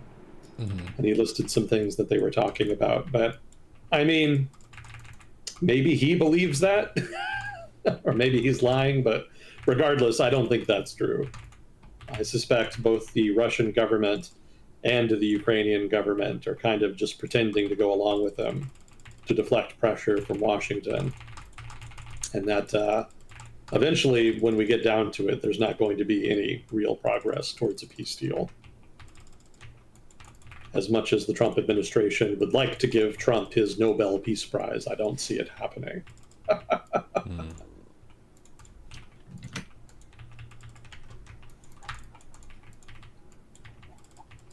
Yeah, let me look here. I think I did have some Ukraine stuff, but it was more about aid.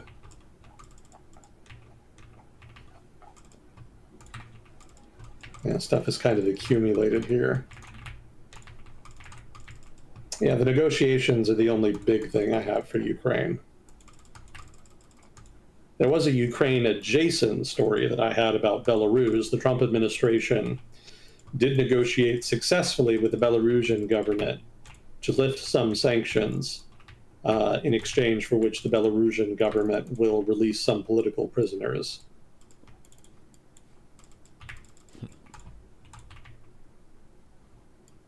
Not really sure what the impetus for that was for the Trump administration, but certainly getting the political prisoners out is an achievement. They certainly appreciate it. Can imagine.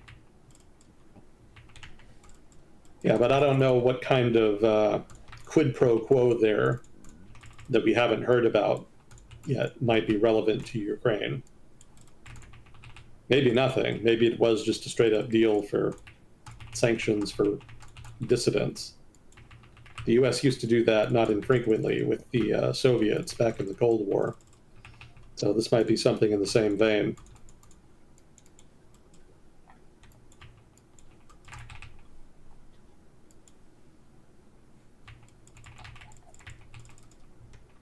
Let's see. I guess on the front line there was, well, the Battle of Pokrovsk is almost over. I think the Russians have taken most of it by now.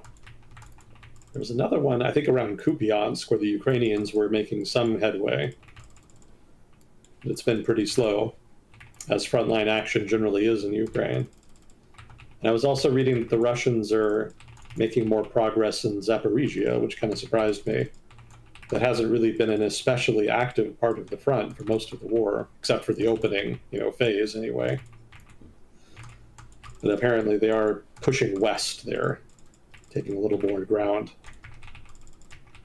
Overall, Russian progress is still pretty slow. I remember when Pokrovsk was ostensibly about to fall last December. I distinctly remember reading about that. And here we are next December, and it's still not quite fallen, though it seems likely soon. So the pacing is not great for the Russians, but they technically do have some momentum here. And the Ukrainians continue to struggle with their manpower issue, which is, as of yet, unresolved. One thing I did read is that a lot of the recent Russian momentum is because the Russians surged forces into Ukraine on account of the negotiations that have been happening. Moscow wanted to show strength and progress on the battlefield so that they would have a little more leverage with the Trump administration. But the thing with surges is that you can only really do them temporarily. So what I was reading is that the Russians and their offensives may run out of momentum starting around February. So still some pressure to be applied here, but come February, you might see a decline in the pace of the fighting.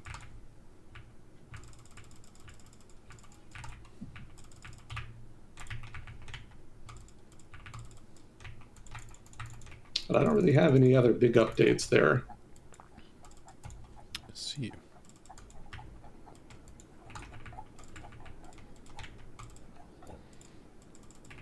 Well, there was a big event in Yemen. I don't know how much people care about Yemen still, but there was a news item there that kind of caught me off guard. I generally don't put too much stock into military YouTube channels because so many of them are basically just slop. You kind of see one, you've seen them all. But there was one headline that YouTube kind of, well, not headline, but there was one YouTube video with a title that suggested something had happened in Yemen. And my immediate response was that I hadn't heard anything, and so that it must be bullshit. So I kind of ignored it for a couple days. And then eventually I kind of fact-checked it, just kind of Googled it, just to make sure that it was bullshit, and found that, in fact, it was not bullshit, that there had, in fact, been an event in Yemen. It just hadn't really made the news, because Yemen apparently just isn't really newsworthy, at least for headline news, for international news agencies. So what happened is that the Southern Transitional Council launched an offensive in southern Yemen and ended up seizing broad swaths of southern Yemen. And southern Yemen is the part that's basically fighting against the Houthis. So effectively, the STC has taken control of the internationally recognized government-controlled part of Yemen. The internationally recognized government still controls some territory, and technically they are still the legitimate government, but they've lost control of the most resource-rich parts of Yemen, specifically the province of Hadramaut out east, which is a huge, sprawling, sort of semi-arid desert region. that has most of the resources that are worth having in Yemen, at least in southern Yemen. So the government has been dealt something of a body blow here, and the STC is in the driver's seat. What they want to do from here is not entirely clear. They tend to play their cards pretty close to their chest. And I haven't been paying especially close attention to the conflict in Yemen, because it's kind of been in a sort of on again, off again, frozen conflict state. There's still violence, but major offensives and whatnot haven't really been happening. It's been more intermittent skirmishing rather than full tilt civil war activity. Mm-hmm. So the offensive definitely came as a surprise to me, all the more so because the government, the internationally recognized government, is backed by the Saudis, and the STC is backed by the Emiratis. And the Emiratis have kind of been junior partners in Yemen. They kind of have their own proxies in the form of the STC, but the Saudis kind of snipe at them. Well, not maybe snipe isn't quite the right word here. People might get the wrong idea. The Saudis pressure the Emiratis whenever the Emiratis don't do what they want. And generally, the Saudi proxies are the stronger, so that's generally been an effective means of keeping the Emiratis in line. And while that has happened multiple times, the Emiratis never really fully knuckle under. They have made it apparent over time that they're not going to completely give up their own proxies in the region, specifically in Yemen, and that they may help them, kind of expand their power base in the future, whether the Saudis like it or not. And the STC had been more or less dormant, not fully. They were always a major faction, but they had not really been in the news until all of a sudden they launched this big offensive. Now, mind you, they are nominally allied with the internationally recognized government. So this came as a surprise. There's always been some skirmishing over territory with the internationally recognized government, but a full-on offensive that detaches the government of most of its territory, that's quite surprising, even shocking, really, in its boldness. So the Saudis are kind of caught on the back foot here, and their response was a little bit muted. They did make the Emiratis and the STC give up some of the territory they took, especially some of the more sensitive places that are, more economically useful. But most of the territory is going to remain under the STC. So it seems like these gains are semi-permanent then. And so if that is the case, the question arises, what will the STC do now that it is sort of the more powerful faction in the civil war on the government side? And for those of you who don't know what the Southern Transitional Council is, that is basically an organization of revolutionaries based out of the city of Aden, which is the largest city in southern Yemen. And their whole goal has been to detach southern Yemen from Yemen so that it could become an independent country again. And I say again because Yemen has only been a united country for 35 years, thereabouts. I think North Yemen and South Yemen used to be two different countries for many decades after independence from, Britain, until the mid-1990s when they united. And after that unification, there was a lot of people in the South that did not like the resulting government. They did not appreciate the new unified national government, and they started lobbying pretty quickly for a reversal of the unification and a return to sovereignty to the people of South Yemen. So the Southern Transitional Council is that. They're basically separatists. But they didn't have enough power, either in terms of international backing or in terms of domestic political support, to kind of take on the national government, such as it was, and impose their preferred solution, impose their desire to separate South Yemen from the rest of Yemen. But now it looks like they kind of are in a position to do that. That's sort of where the drama is. And so the question is, will the STC try to use their new leverage to successfully break South Yemen off from Yemen? And if that is what they want to do, that could actually be a solution to the conflict with the Houthis. The internationally recognized government has been fighting with Houthis for control of the entirety of Yemen on the assumption that the Houthis will either take control of the entire country or they'll fail and the internationally recognized government will resume control. Technically, this I say resume because the internationally recognized government is basically the pre-Houthi revolution government. But the STC changes all of that calculus. The STC basically says we really don't give a shit if the Houthis want to control North Yemen. If that's what they want, they're more than welcome to it, and we'll give them that if they agree to leave us alone and allow us to be independent again. I don't know if the Saudis will allow that to happen because they would prefer to have a unified Yemen under the control of their proxy. But they may not get a choice in the matter if their proxy is basically overshadowed by the Emirati proxy, which seems to be the case. So I'm very interested to see how all of this pans out. This is something that happened relatively recently, and so events are still kind of transpiring. I did read that the Houthis would probably reject such a proposal on the grounds that they themselves do have ambitions to rule the entirety of Yemen, not just because they want to, just because they want to expand and control more territory, but also because that's sort of the nationalistic pan-Arab thing to do. Pretty much everybody in Yemen kind of has a sense of nationalism and wants the country to do well and not to break apart, save for separatists in the south anyway. And so I did read that one of the benefits to the Houthis of the recent STC offensive is that it does make them more the faction of choice for those who don't want to see Yemen broken up.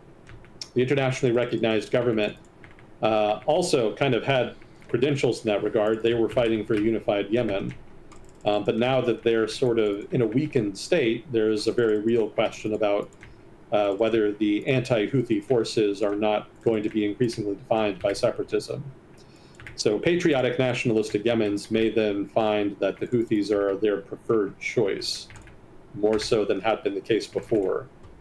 Because as the Houthis are trying to do now, the conflict could be framed as nationalist, patriotic Houthis trying to maintain the integrity of the country against separatists backed by foreigners.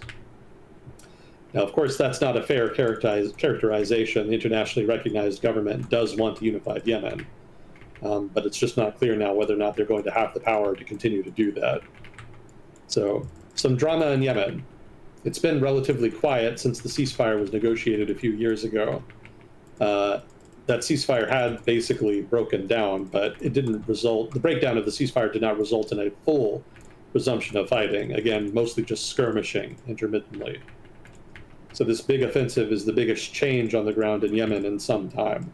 Certainly the biggest this year, I would argue.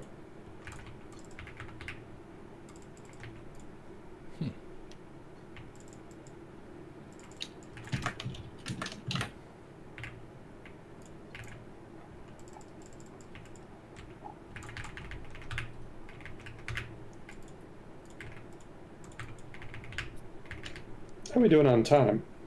Been going for about an hour 50. God, time sure does fly. It does. We had a more, I guess, relatively more ancient history start to today's segment, talking about the Byzantines and so on. So that's, once you kind of get into an area, you can cover a lot of ground, which eats up a good amount of time. But great job. Now we have an episode title. And now we can do whatever we want. There you go.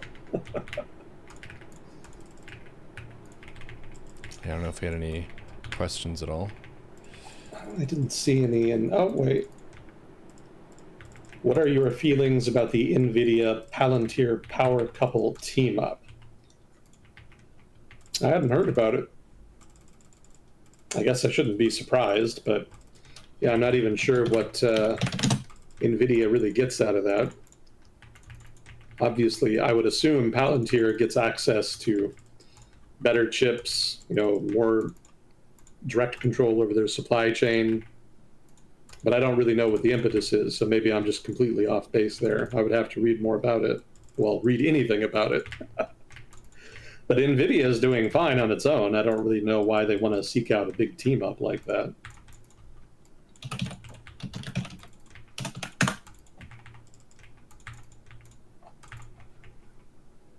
Oh, speaking of, how's the PC stuff coming along?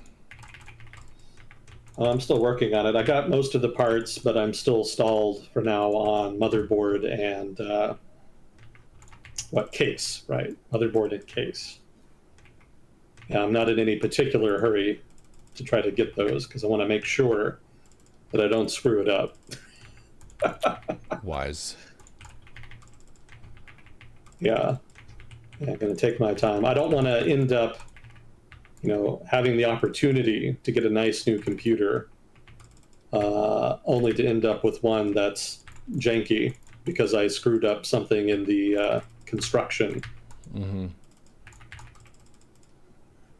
And also, I want to make sure that I get the right case that fits my individual needs. Mm-hmm.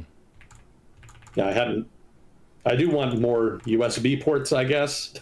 I don't know if that's uncommon or not, but I do tend to use a lot of them for different things, just extensions and other devices, whatnot.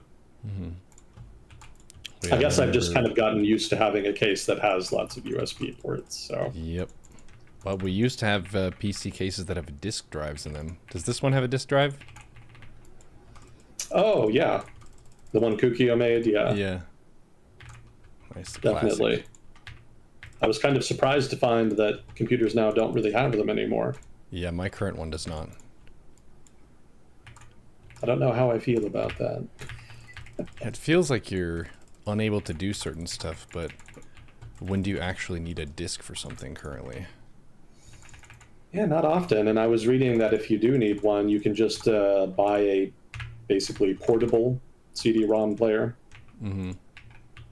CD-ROM drive, rather. I actually used to have one for a long time. So I may get one again. I imagine that's probably cheaper than just getting a full-on drive for the computer. Mm-hmm. Yet another reason to have more USB ports.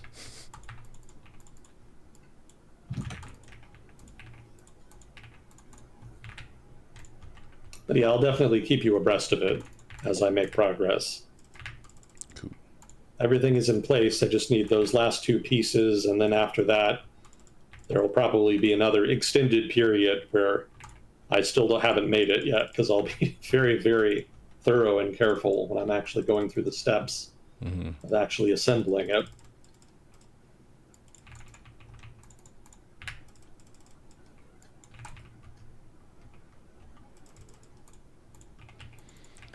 Yeah, I think the thermal paste going on there is a yikesy step for people. One of my funny mistakes when I was building a PC was just not plugging the RAM in all the way.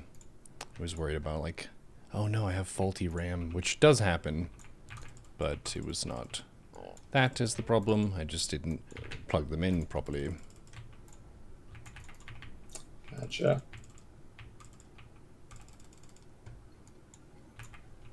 Well, somebody brought up business news. So there was a big story in the business world. Did you hear about Time Warner? Yeah, Time Warner may be getting purchased by Netflix or Paramount. I think they're in a bidding war or something. Yeah. Yeah, Netflix seems like it's going to go ahead and get it. Paramount had been trying to bid for it, but Time Warner didn't really like the proposals they were getting. Mm-hmm. Now that Netflix announced that they've successfully concluded a deal with Time Warner, Paramount came out with a sort of last-minute offer that was, I think, something like $20 billion higher than Netflix's offer. Mm-hmm.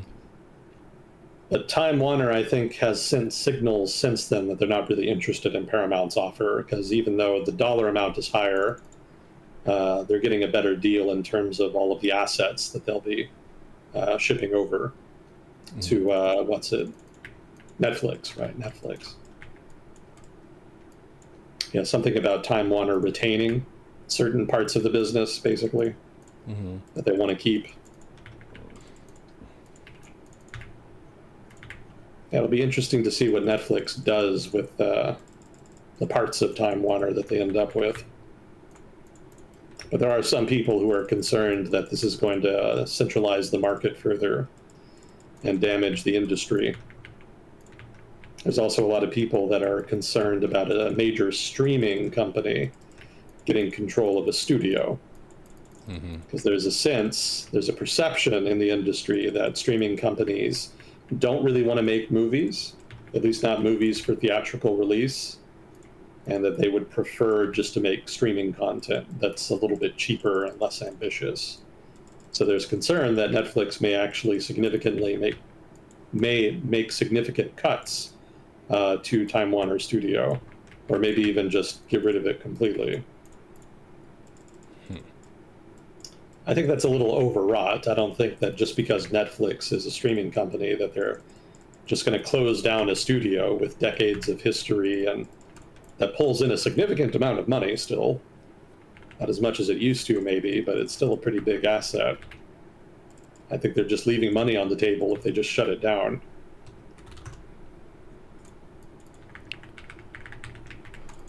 Do you think Blockbuster's going to come back from the grave and kick both of their asses? No. Okay. I'm afraid not. It would be impressive if they did, but no, I'm pretty sure that brand is thoroughly dead. I think there's just like a novelty Blockbuster store left up in Seattle somewhere. I think there's one in Oregon. There you go. Yeah, that's a pretty weak position to try to stage a comeback from. Agreed. Video killed the radio star. Fuzzy Court is mentioning the old telecom monopoly. I think AT&T used to be redonkulously huge. Ma Bell, yeah. Back in the day, monopolized the whole shebang. Had to break it up in the mid-20th century. But then during the Reagan era, they started to kind of reconstitute. So now we're actually left with something pretty similar.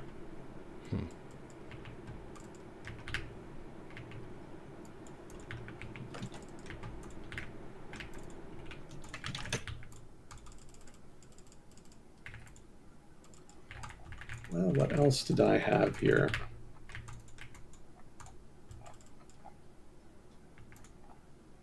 Just kind of sundry things. I did have something we could do just for the last episode of the year. So I had a couple notes on, let me see if I can find it. Yeah, so some overlooked stories from the past year, 2025, some hits and misses, and then forecasting for 2026. Sounds fun.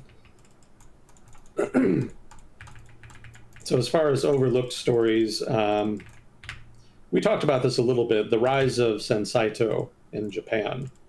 So Sensaito is a far-right party that kind of exceeded expectations in the election held in Japan this past year. And it does seem to augur momentum for the far right in Japanese politics. And the significance of that is not entirely clear as of yet, but it does seem to suggest there's significant pressure on the LDP to shift right in its politics. It's also just unusual to see a major party kind of not a major party per se, to see a new party make significant waves in Japanese politics, which tends to be a little bit staid and static. Doesn't generally tend to change all that much over time. You know, generally the political dynamism in Japanese politics is the intra-party politics of the LDP. You know, seeing actual inter-party competition in Japan is a little unusual in the grand scheme of things. So Sensaito's success is very interesting in that regard. Let's see, and then the rising interest rates in Japan, that's another notable story. So most countries around the world responded to the inflation that corresponded with the tail end of the pandemic by raising interest rates, which is sort of the conventional orthodox thing to do in response to inflation. Japan did not really do that. The Japanese government has been trying to boost inflation in Japan for some decades now, basically since the big bust in the late 80s, early 90s. And so when they finally did see some inflation, albeit sort of inflation stemming from supply side restrictions, which is not really the good kind of inflation that you want, They wanted to try to encourage it a little bit because they thought that would stimulate the economy. And so one way they did that is by refusing to raise interest rates, or at least refusing to raise them as much as they should have. And so the result is that inflation persisted a bit in Japan. But it ultimately didn't contribute to significant boosts in consumption or GDP. And so the Kishida government, which was the government preceding the current government, started to reverse that. But now with the new government, they've said that they want to go back to that. They want to go back to sort of the quantitative easing, monetary and fiscally expansion policies of the previous era. And so just recently, though, they have kind of suffered some setbacks there. Basically, inflation is getting to be a problem in Japan, not just because it's been around so long, but because it's getting higher. And so the new government is basically signing on to further interest rate hikes in order to try to constrain inflation.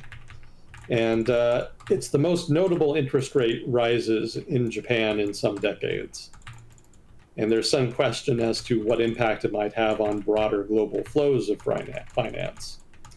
Because one of the big plays in global finance is the carry trade, which basically involves taking advantage of abnormally low interest rates in Japan, which have been low for a very long time, and then using the money you borrow doing that to invest in stuff elsewhere where you can get a higher return. And so what you'll do is that you'll pocket the money you get from the higher return, and then you'll use the rest of the money to pay back the loan. So long as the rate of return on whatever you invest in is higher than the rate you borrowed at, you're making a profit. And because Japanese interest rates have traditionally been very low, that's been a pretty safe play. But now the Japanese interest rates are getting higher, and fairly quickly at that, there's some question as to how much this might disrupt normal financial flows, since now that relatively safe source of revenue for international banks and investors is going to result in some displacement. You know, that the money that had gone into that is going to have to go somewhere else, basically. And it's not entirely clear what that's going to be.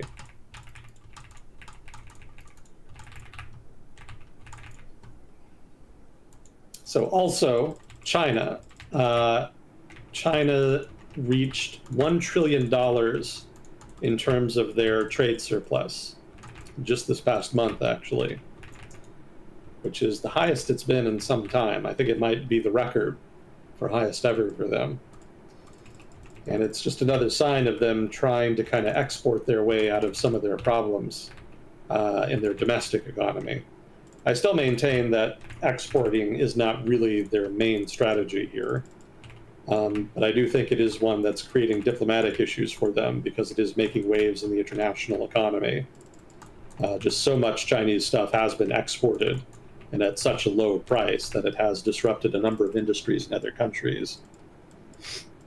But I don't think that's like the main goal for Beijing. I think for Beijing, that's more just kind of a safety release that's helping mitigate some of the downturn in the economy that would be helping otherwise. Their main focus, I would argue, is still on industrial policy.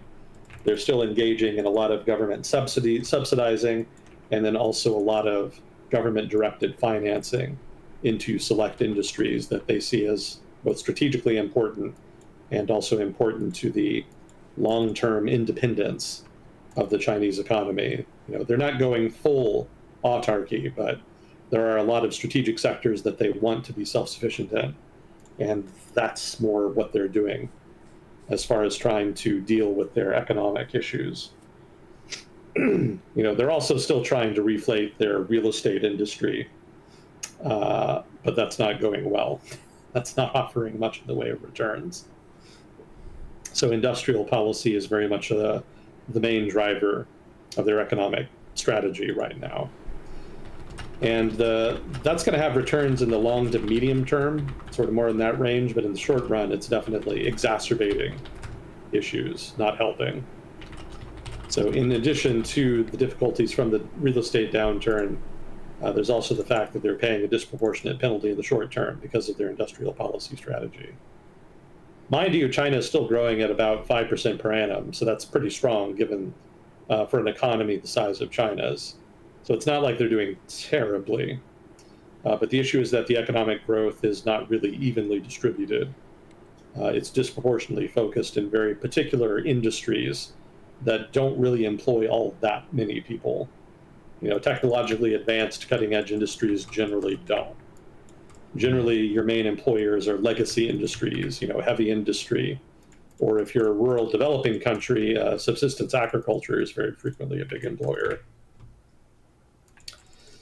So China is not supercharging either of those, either its agriculture or its traditional heavy industry. It is very much focused on the cutting edge stuff. And while that has accrued some benefits, it's resulted in a somewhat difficult labor market for Chinese workers. A lot of the industries that are the most labor intensive and that would hire more people, these are industries both very large and small. They've been somewhat starved of capital because the Chinese government is siphoning so much of the country's savings into its industrial policy.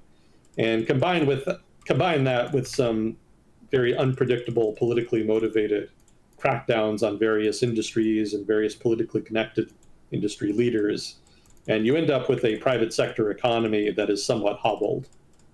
It's still doing okay, but it's not doing nearly as well as it had been. At this point, momentum in the Chinese economy is very much with state-owned enterprises of one kind or another, or with private sector industry or private sector firms that are well politically connected and benefit from industrial policy subsidies. That's just kind of where the action is right now. So China's economy will probably continue to be sluggish so long as the Chinese government prioritizes self-sufficiency over and above economic performance. And that seems likely to persist for some time, certainly into 2026. But again, the point there is that self-sufficiency and industrial policy, those are more important priorities for the Chinese government than just trying to generate economic growth through exports. It is a factor, it is something that they're trying to do to alleviate some of the pressure on the economy, but it is not in and of itself a major priority. It's more of a secondary priority. Who are they reliant on if they're not as self-sufficient as they want?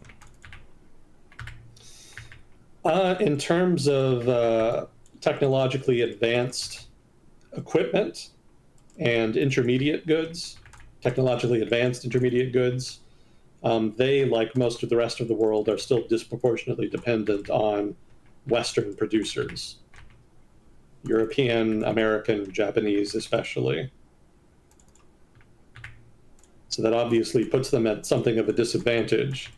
If the West wanted to really lay the pressure on, or if there was a conflict that resulted in a curtailing of supply from the West, China would be in trouble. So that's a strategic liability that the party wants to address, and hence the industrial policy, the self-sufficiency drive. Yeah, they actually produce a lot of their own low-end chips. They've significantly increased production of those over the past 10 years.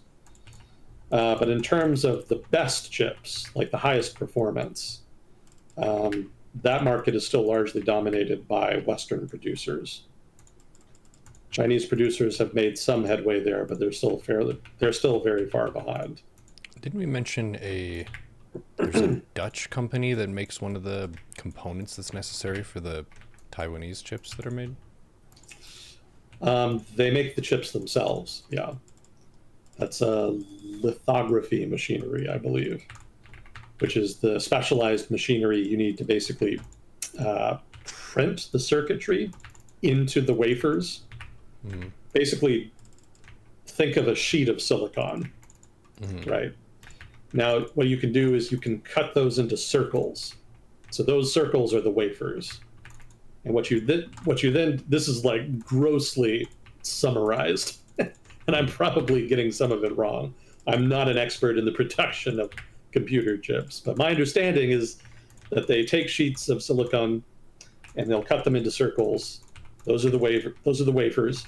So then they'll take the wafers and then they'll put them in the lithography machine, which is basically just a fancy laser gun. And what they'll do is they'll take the laser gun and they'll shoot the circuitry onto the chip. They'll burn it into it. And then they'll take the wafer with the circuitry burned into it, and then they'll cut it into chips.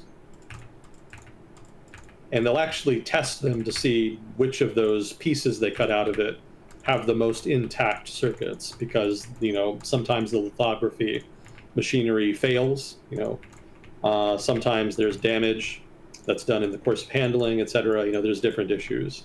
So they'll take the best cuts, so to speak, and those will be the chips that they end up selling or using to fulfill orders more accurately.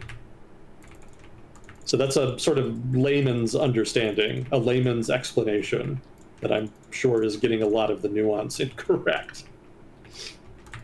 But as you can see, the lithography machine is absolutely critical because it's doing like the most technically difficult, complex part of the whole process. Whatever circuits you have designed, it comes down to the lithography machinery to actually put those on the wafer. So there's a lot of equipment you can buy to do that, a lot of lithography machinery on the market. But if you want the absolute most cutting edge machinery, which you need in order to create the best, most cutting edge computer chips, then you need to buy from a Dutch company called ASML. They've basically got the market for the most cutting edge stuff cornered. So that's what you're thinking of. I see. Now, China can still, even now, buy lower order lithography machinery. That's not been sanctioned. China wants to be able to produce their own chips that are of a lower quality, of the previous generation. They can pretty much freely just go into international markets, even in Europe or the United States, and buy that stuff. They can buy that machinery, import it, and then start producing those sort of lower order chips. But of course, that's not what the Chinese government most wants to do. They want to be able to have their own advanced computer chip ecosystem such that they don't have to live at the discretion of Western countries, whom, of course, they don't trust. So they would like to import ASML machinery from the Netherlands so that they could be fully self-sufficient, effectively, in the most cutting-edge chips. But of course, the West doesn't want them to do that. And so the United States, with European cooperation, albeit at times grudging, have created a kind of export control regime that has restricted Chinese access to ASML machinery. It's not a perfect export control regime, but it has been getting tighter over time.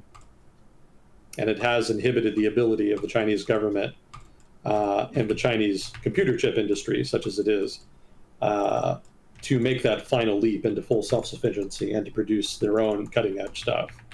As is, the Chinese government is most likely going to have to try to fund production of their own lithography machinery that can basically do what ASML does, so that they won't have to import from ASML.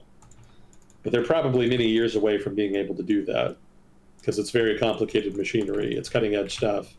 And in all the years it's going to take them to be able to produce an ASML lithography machine, ASML, meanwhile, is going to be updating their technology and producing ever more cutting-edge stuff. So that's not a fixed point the Chinese are trying to catch up to. Like, what constitutes cutting-edge equipment is constantly changing because there's constant technological innovation. So it's very difficult to catch up in those kinds of circumstances. If anybody could do it, the Chinese probably could. They've got the human capital to do it. And of course, they can always, steal technology as well. There's always a certain amount of corporate espionage happening. So, between having the talent to do it and having the technical specs, either designed on their own or taken from abroad, they could pull it off. But the question is more, when can they pull it off? And that's more where the ambiguity is. Nobody's really quite sure at this point.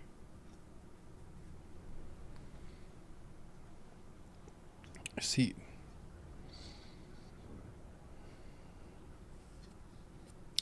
The technology rat race. Can we innovate? Well, let's see some other overlooked stories here. Southeast Asia, China really started increasing its support to the Burmese junta, which is unfortunate. They had been relatively disinterested up until a few months ago, but they eventually did decide that it was worth it to kind of jump in. They don't have troops on the ground per se, but they have significantly increased financial aid as well as military aid, mostly in the form of drones and weapons. So that has shifted momentum towards the junta. Whether or not they can maintain that momentum is not entirely clear. We'll have to see next year. But definitely the rebels have been on the back foot for a few months now as a result of this change in the conflict.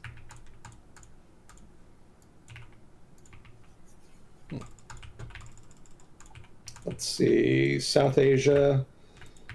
We haven't really talked about it a whole lot, but there has been persistent skirmishing on the border between Pakistan and Afghanistan, and it has been escalating over time. I don't think that augurs a general conflict, but there could be further escalation in 2026 that results in further violence. And that could escalate into suicide bombings in Pakistan perpetrated by Taliban-aligned groups, and consequently retaliatory airstrikes by the Pakistani government on targets in Afghanistan. That's already happened in 2025, but it was very quickly followed by mediation and a ceasefire. That ceasefire has been pretty shaky since then, so it's entirely possible, maybe likely, that there will be further cross-border incursions in the coming year.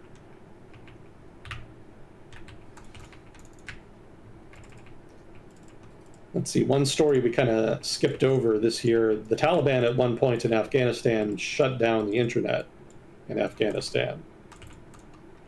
They did it for exactly the reason you would expect. You know, it's just too full of sin, basically, to be allowed to be publicly available. But of course, the internet has an immense amount of utility beyond, you know, just porn and vice and whatnot. Lots of businesses have come to rely on it. And so there was a big outcry against the decision. And so the Taliban ended up rolling that back and allowing access. They're not giving up entirely. They are going to continue to look at curbing access, but they're going to have to be more subtle about it and more nuanced going forward.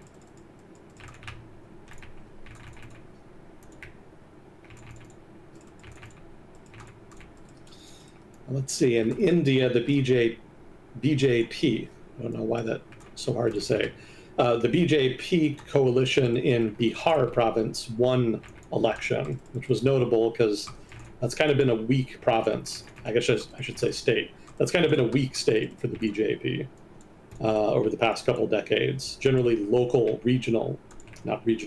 state parties in Bihar have been sort of the leaders there. And the BJP has kind of been more of a junior partner. But in this election, they actually picked up a decent number of seats. They still don't have as many, I think, as their coalition partner. But the fact that they've gained so much ground there is notable progress on their part in a state that had been relatively reluctant to fully embrace them. So the BJP, even if it did get its nose bloodied in the last general election, still has chops. You know, they're not going away. They've been able to kind of maintain momentum. We'll see how much longer they can keep it up. They've been in power for a very long time now.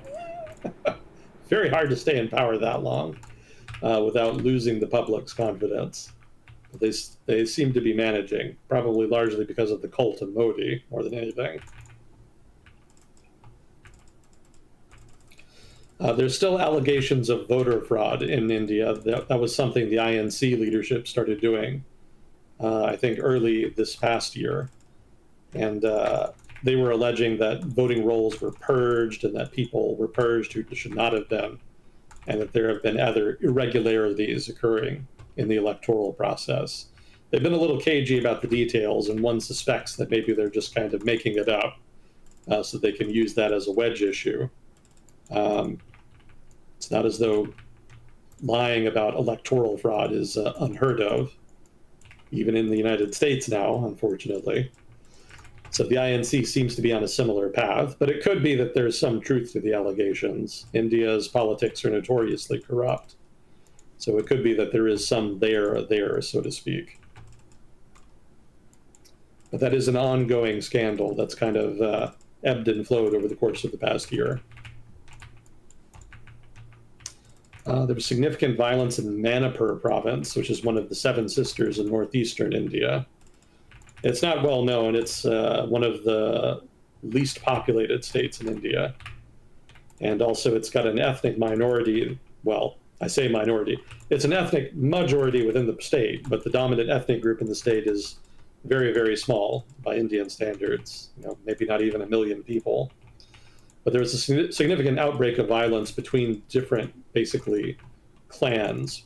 Really ethnic groups, but ethnic group and clan are pretty much synonymous when you're dealing with a small enough population. So the dominant ethnic group in Manipur has kind of a rival, smaller ethnic group within the province that it's not on good terms with for different reasons. And so the result of basically disputes over allegations that the smaller ethnic group was engaged in narcotics trafficking resulted in an outbreak of what constituted de facto tribal violence. And the weird thing is that the Indian government really didn't respond much to it. It actually didn't comment on it at all for several weeks, I think maybe up to a month or so, before they finally said something. And when they finally commented on it, they really didn't have much of substance to say. So that violence went on, not quite uninterrupted, but the government didn't really seem to be very proactive about it for a very long time. And the result is that the violence probably perpetuated longer than it would have otherwise.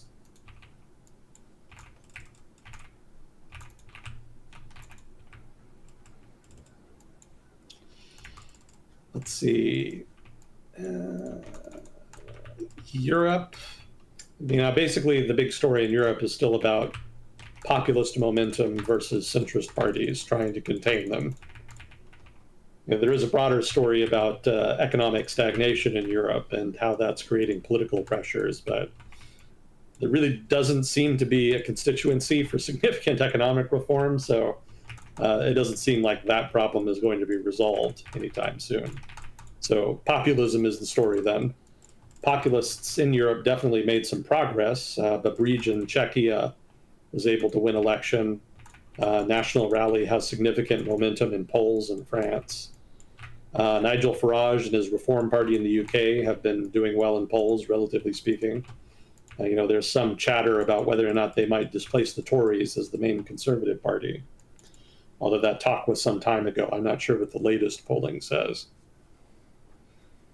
And then in Poland, Nawrocki of the Law and Justice Party was able to win the presidency, which was a notable victory for them after having lost in the general election not long before. So some populist advances here, but there were also some notable setbacks. The populist Wilders government in the Netherlands ended up collapsing in relatively short order after assuming power. And while National Rally has been doing well in French polls, Marine Le Pen herself, the party's sort of matriarch, ended up getting banned from running for office on account of an old corruption scandal that finally concluded. There was also an election in Germany in which a coalition of centrists were able to win control of the legislature and form a government. And in Italy has a populist government, but it's been noted that she's been relatively moderate in practice. There's definitely some populist culture war stuff that she's involved in, but some of the more dramatic concerns, some of the more dramatic things she could have done upon taking power, she has refrained from doing. So, for example, Italy remains within NATO, remains within the European Union, and retains usage of the euro. There had been some speculation about her doing something dramatic on those counts, but nothing has come of it, and she's actually been fairly quiet in foreign policy overall.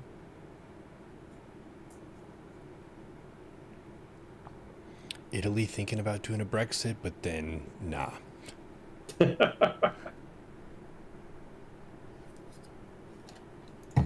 So what about the Middle East? So after the conflict with Israel, Iran has been pretty quiet.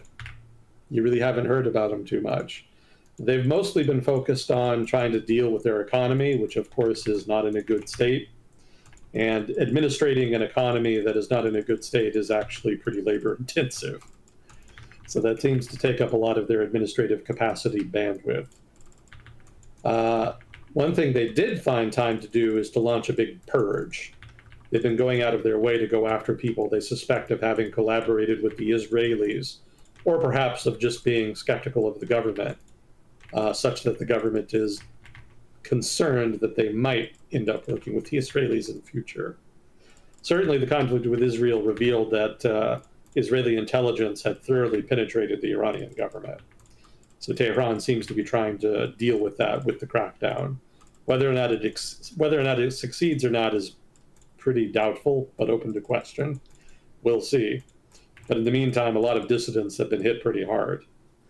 One weird thing that did happen after the conflict with Israel and has corresponded with the crackdown is that they've actually kind of stopped enforcing hijab rules. Not completely, but it's been noted that a lot of women in Iran, and especially Tehran, have just kind of been walking around ignoring hijab rules.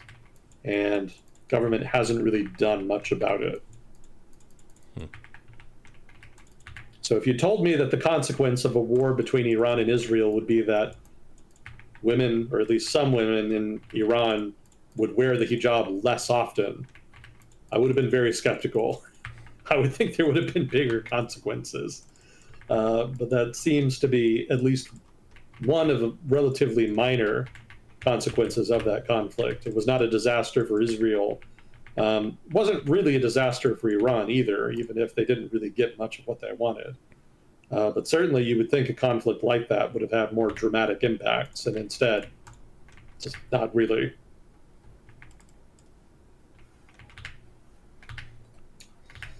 So Iraq, I don't think we've talked about Iraq at all the past year, or at least not much. Yeah, not really. Well, one thing that I did find, reading about it more recently, is that there's actually been progress in terms of the Iraqi economy. There's actually been a real estate boom in Baghdad over the past year and change. And it's been helping repair a lot of the damage from, the wars of one kind or another that have happened in Iraq over the past 20 years. But it's also generated jobs and given opportunities to people, which, of course, the Iraqi economy was in dire need of. So some actual good news in Iraq. Yeah, beyond that, they did have a general election. We're not really going to know who won the general election for some months because it takes that long to negotiate coalitions after an election in Iraq. But it's noted that the incumbent Prime Minister, Soldani, and his party seem to do pretty well. So while it's not guaranteed that he'll be back in office, it seems like he's got the inside track there. So we'll see what comes of that. American pressure. Oh, right. So what happened is that basically there was an attack on American. There's an Iraqi air base that has American troops in it. And periodically, Iranian-aligned militias in Iraq will lob rockets at them, basically just to spite the U.S. government and also to increase pressure on them. So during the Israeli conflict with Iran, that's exactly what happened. A number of Iranian-aligned militias kind of lobbed some rockets at a few bases with American personnel in them. I have to use that phrasing because they are not, in fact, American bases. They're Iraqi bases. But American forces have been allowed to utilize them. So the U.S. government didn't like that, and after that, it started heaping pressure on the Iraqi government to put pressure on the militias, which, of course, the Iraqi government is not really in a position to do because it's still very weak, and the militias, by comparison, are relatively strong. And also, a lot of the militias have their own political parties, which have a pretty strong presence in Iraq's legislature, which means that they have a kind of de facto veto over any kind of anti-militia legislation. So there was a limit to what the Iraqi government could do there, but the U.S. government continued to put the pressure on in other ways on related adjacent issues. And one of those was a proposal that was put forward by the pro-Iran militias to formalize their status. Their status had been kind of temporary because originally they were created to fight Islamic State when Islamic State kind of blew through into northwestern Iraq way back in 2014. And since then, their legal status has been kind of ambiguous. Technically, they could refer back to legislation in 2014 as the legal basis for their continued existence, but that's a little shaky. So what they wanted was for their representatives in the legislature to acquire for them full legal recognition that would formalize their status and allow them unambiguously to continue operating. This would have been very good for the militias and very good for Iran, but in turn, bad for the United States, which doesn't like the militias because it sees them as proxies of Iran, a rival of the United States in the region. So, of course, they want to curtail them as much as possible, and formalizing them doesn't do that. So they put pressure on the Iraqi government not to pass that bill, and eventually it worked. The Iraqi government finally just scrapped it.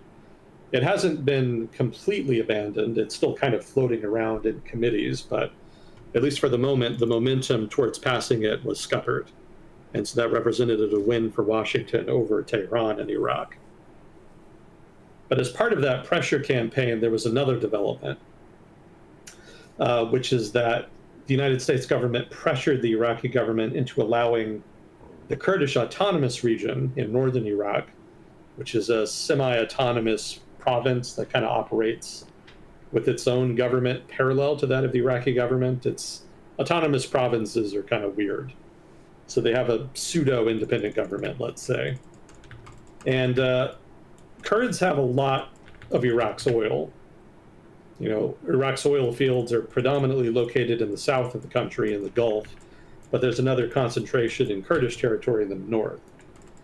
And the Iraqi government has long been of the mind that all of the country's oil, wherever it is, should be under the control of the country's oil industry, and that all revenues derived from sale of oil should go towards that ministry and be distributed according to negotiation and law in the legislature.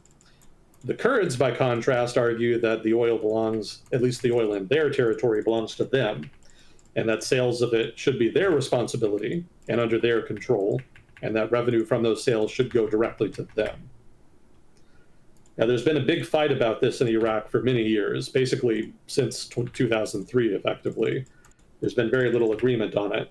When the Iraqi government was weak, the Kurds pretty much got their way because there wasn't much that Baghdad could do about it. In the past few years, the Iraqi government has gotten stronger, and in turn, they've ramped up the pressure on the Kurds to allow Baghdad to manage their oil for them effectively. And so part of that process was successful. The Iraqi oil ministry did get control of that oil. And one of the things they did is they cut off oil export across the northern border into Turkey. Turkey had been the Kurds' main customer for their oil. So Baghdad basically cut off the Turks and forced the Kurds to export all of their oil south through oil terminals in southern Iraq. Now, that's a big deal because there's a lot of oil smuggling in Iraq. A lot of the oil that is extracted ends up getting siphoned off at various points along pipelines and then redirected for sale elsewhere, either in Iraq or on international markets. And a lot of the siphoners in southern Iraq are themselves actually members of Iranian-aligned militias. So the more oil that flows through southern Iraq, the more smuggling revenue goes into the pockets of pro-Iranian political actors in Iraq, which, of course, the United States doesn't like. So one of the things that the United States was demanding the Iraqi government to do was to allow oil to be exported across the Turkish border again. Because even if that oil is still technically being managed by Iraq's oil ministry, if the oil is not physically going south, that actually reduces the revenues going into the pockets of pro-Iran militias. And eventually, the Iraqi government, as part of this pressure campaign we're talking about, acceded to American demands. So oil is now once again, specifically Kurdish oil, is once again flowing across the border with Turkey. Still not going, that is to say, the revenue from those sales is still not going to the Kurds directly, as it had been. It is still going to Baghdad and being redistributed, so to speak, to the Kurds, which is not an arrangement the Kurds like, but there's not much they can do about it for now.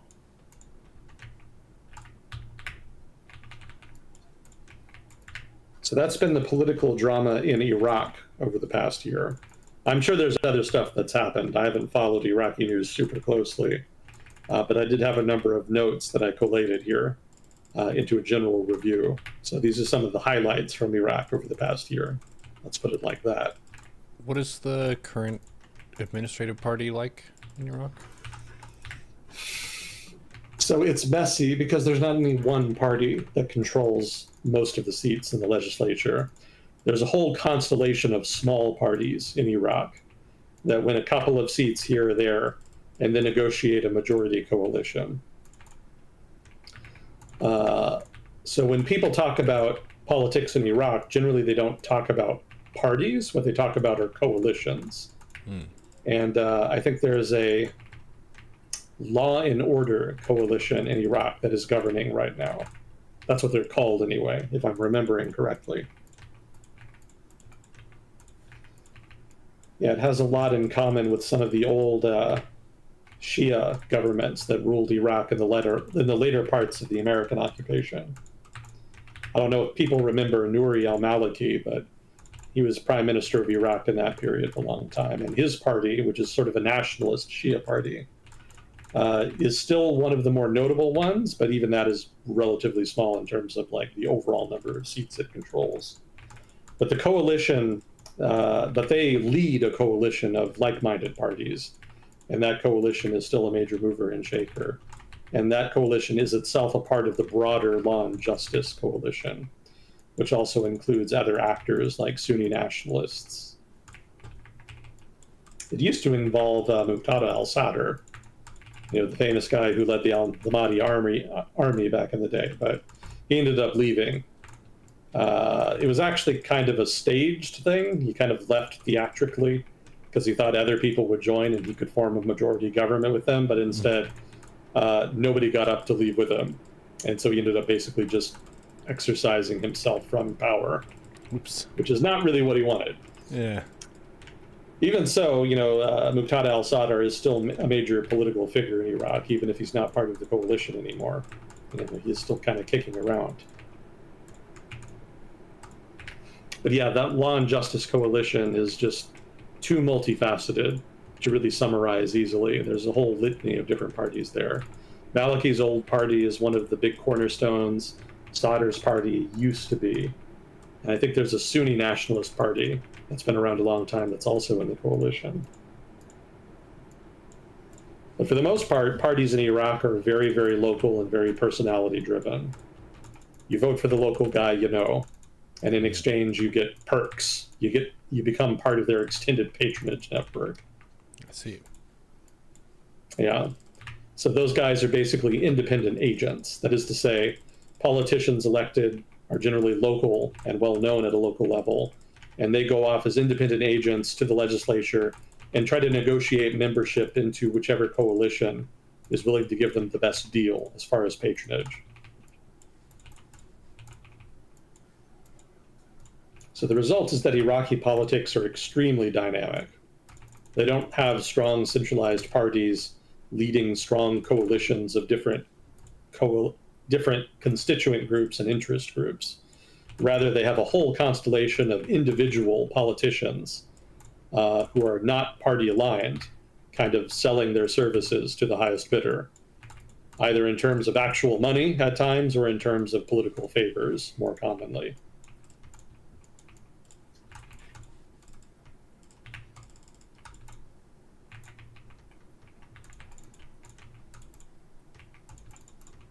That's one thing that sometimes I forget about, but you mentioned about various countries where instead of them having two very powerful parties that individuals kind of boil down to, the more successful they are. A lot of countries have many, many political parties, but they're relatively weak if you're looking at any one party. But if they form a coalition, they have sort of a higher chance of getting a majority consensus in some issue. Mhm. Makes sense. You're doing all right Yeah, on probably. time, I mean. Yeah, I could probably move toward wrapping up. I'm pretty sleepy myself. I was up late streaming and then got up early for brunch. I had a Norwegian waffle with chicken. It was very good. Damn, that does sound good. Mm-hmm. We also Can't had remember some the last time I had a waffle. sashimi deviled eggs. Sashimi deviled eggs. Mm-hmm. We have ourselves a little gourmet breakfast place in town. It's one of the nice things about living in a tourist town is you have way better food relative to the population amount that you would expect.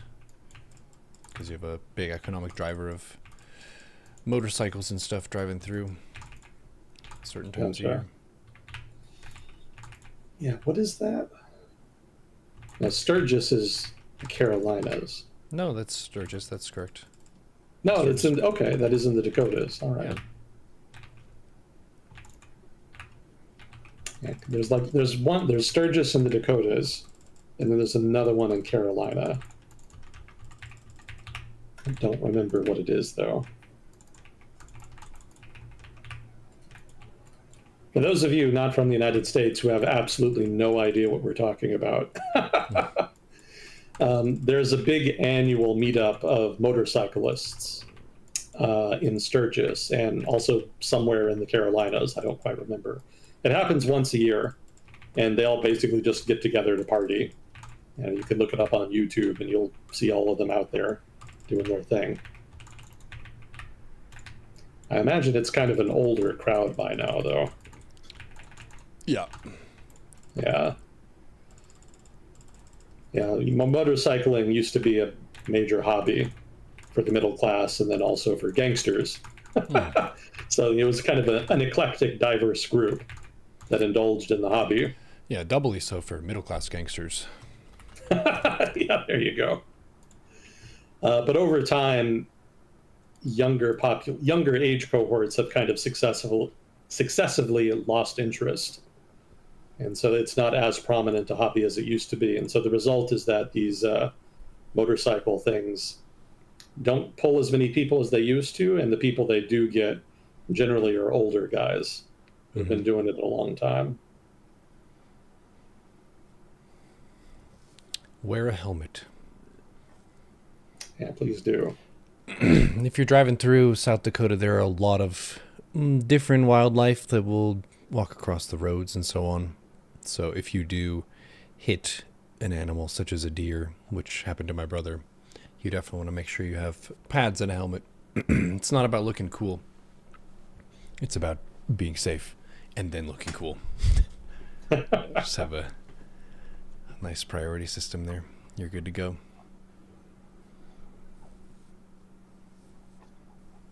But yeah, I've gained 20 pounds of muscle in 2025, so it's been a good year for bulking up.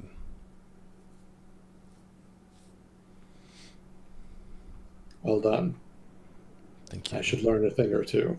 I might be a little old for it now, though. No, there's never too late of a cutoff point unless you're like injured in some way.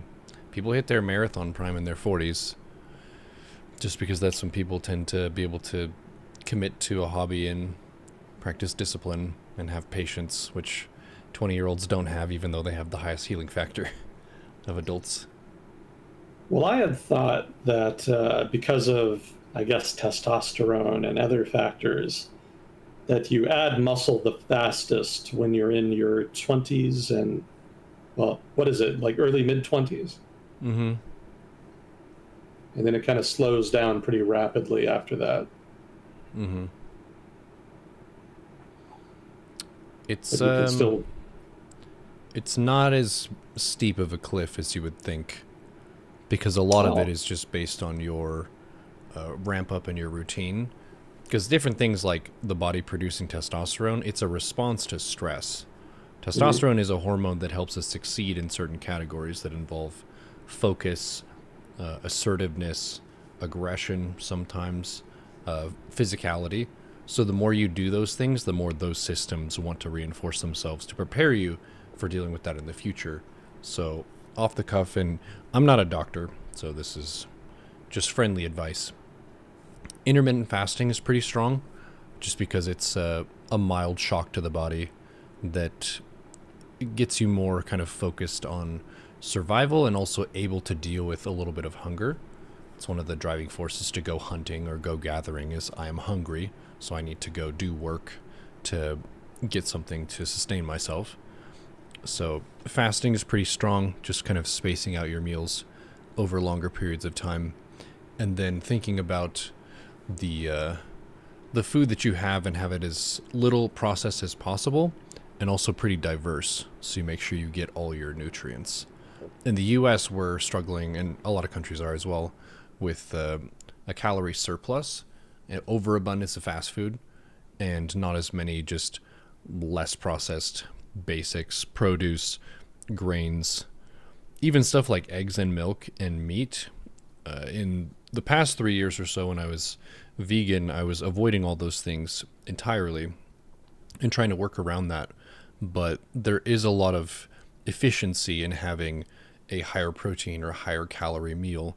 It means you don't have to eat as often.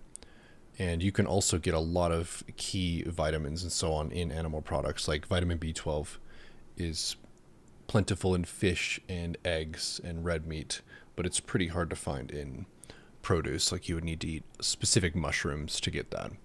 So Mhm. we have access to everything we need to be healthy. We just struggle with the amount. And I'm a big proponent of if there's something that you enjoy in life, you deserve to take the space for that if you can have the willpower to do so.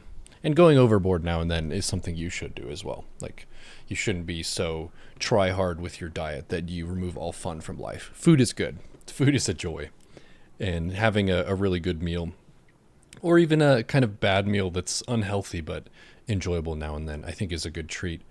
But the overall thing that I kind of plug in is I'm just trying to balance the chemical equation of what calories and protein am I taking in and what resource am I burning with my activity. And your activity can be physical in nature, it can be mental in nature. There's certain activities mentally that burn a lot of calories, like chess and StarCraft and so on. And then physical stuff like walking is the best start, but then walking and lifting, having some resistance training is really strong because the more muscle you have, the more your body is just passively burning calories because your muscle demands fuel and it demands a lot more fuel than fat cells do. So if you lift a bit and you get some bulk, then just on a day to day basis, you're just burning more calories, which means you can just enjoy more food. So you reach a point where you've gained enough muscle mass that you can spend a day not working out and you still need to have quite a few calories to sustain the muscle that you've already built. So you're building a calorie sink by lifting. And you don't need to get a gym membership.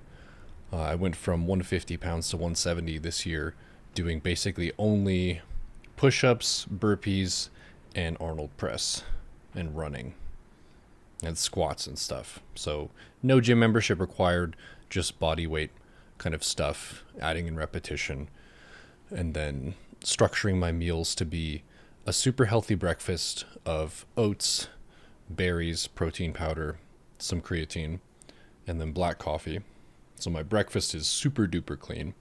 And because my breakfast is so clean and it gives me a good amount of fiber and roughage with the oats and some calories that are digested and broken down slowly, a lot slower than liquid sugar like orange juice. Fucking cut the juice. Chad, juice is like soda, basically. It's not Yeah. healthy.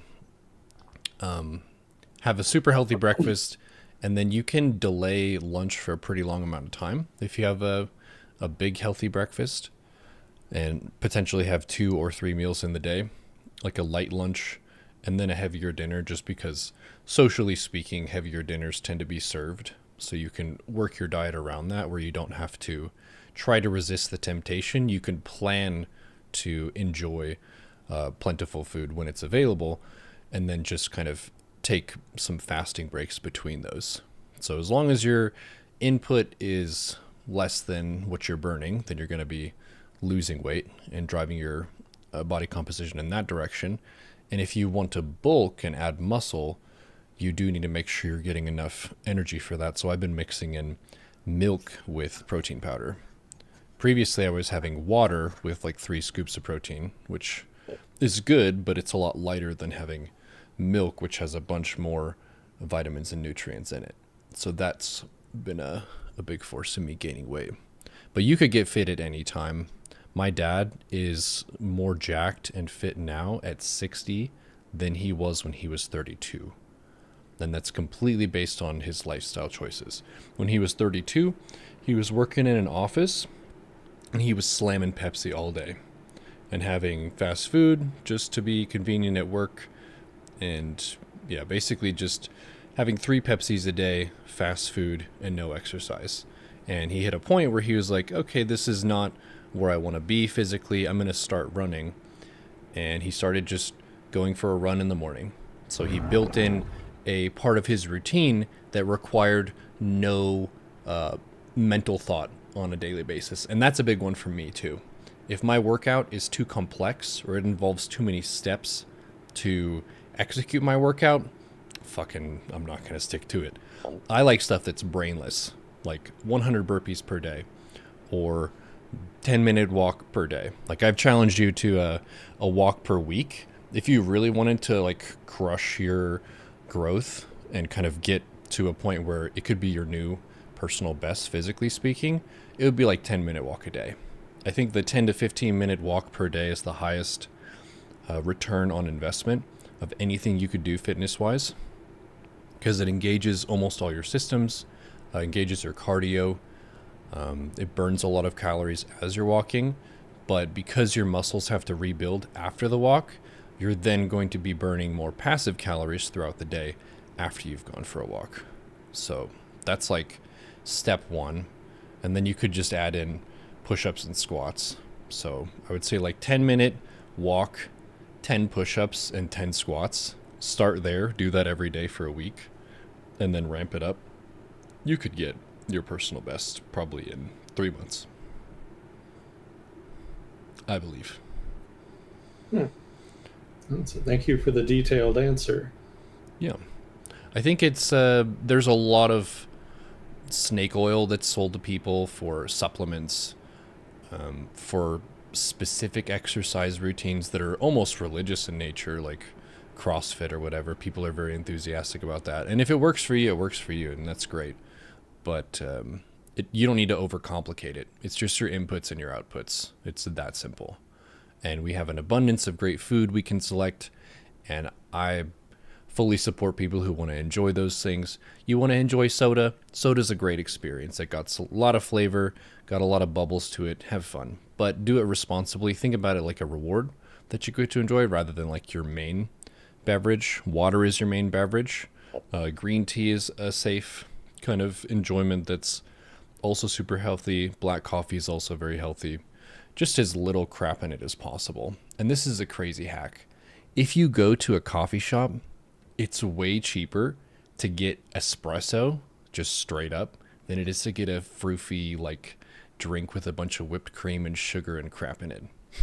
That adds like probably doubles the price of a drink for what you're getting in terms of the caffeine boost. So I go to a coffee place and I get a quad shot. That's just what I get. And it's usually like $4 or $5. But if I got a mocha frappuccino, that's now with inflation like what, $8 or something crazy. So you spend less money, you're getting your energy in a sort of clean way with as little extra as possible. So whatever you do want to indulge in, you can. Like this morning, I had the deviled eggs, I had waffles with chicken, and then I finished I think my dad's eggs Benedict. So I had additional egg, and there was some potato with like butter and stuff all over it, like some baked potato, can't remember. But it was very good and very heavy, but I had the leeway to have all of that for a couple reasons. One of them was I had a very light dinner the night before, so I went into the brunch hungry. And then I also did a whole bunch of manual labor outside the day before that. So I had been spending more calories, so my body wanted to recoup those losses. And then I also fasted a bit. So I was able to have what you would say is a pretty ridiculously heavy, unhealthy breakfast, but because it was spaced out over a long period of time with some workout mixed in, easy peasy, I'm still in a really good spot. Buttered potatoes, yeah, that's what it is. And I want to apologize to everyone who I just made super hungry with this banter, because it was as good as it sounds. Yeah, you definitely got me thinking about waffles now. It's good. They're similar to pancakes, but they've got a cool shape to them. They're good at catching the syrup or whatever accoutrement you have with them. I like waffles with peanut butter and syrup. That's good. Peanut butter, huh? Peanut butter is very good. Don't get the Jif stuff. If you get stuff that's like really annoying to stir, that's going to be your healthiest option. And it also gives you a strength check to stir the stuff. There you go. So it's a really nice source of protein. But don't be fooled. Peanuts are not nuts. They're legumes. Don't believe their lies. Oh, interesting. How often do you fast and for how long? I kind of play it by ear and opportunity. If I know I'm going to have a big meal, like if we have a brunch plan or a dinner plan at a restaurant, I will specifically eat less ahead of that. Like today, I think I went from brunch at 11:45 to not eating again until dinner at 6:30.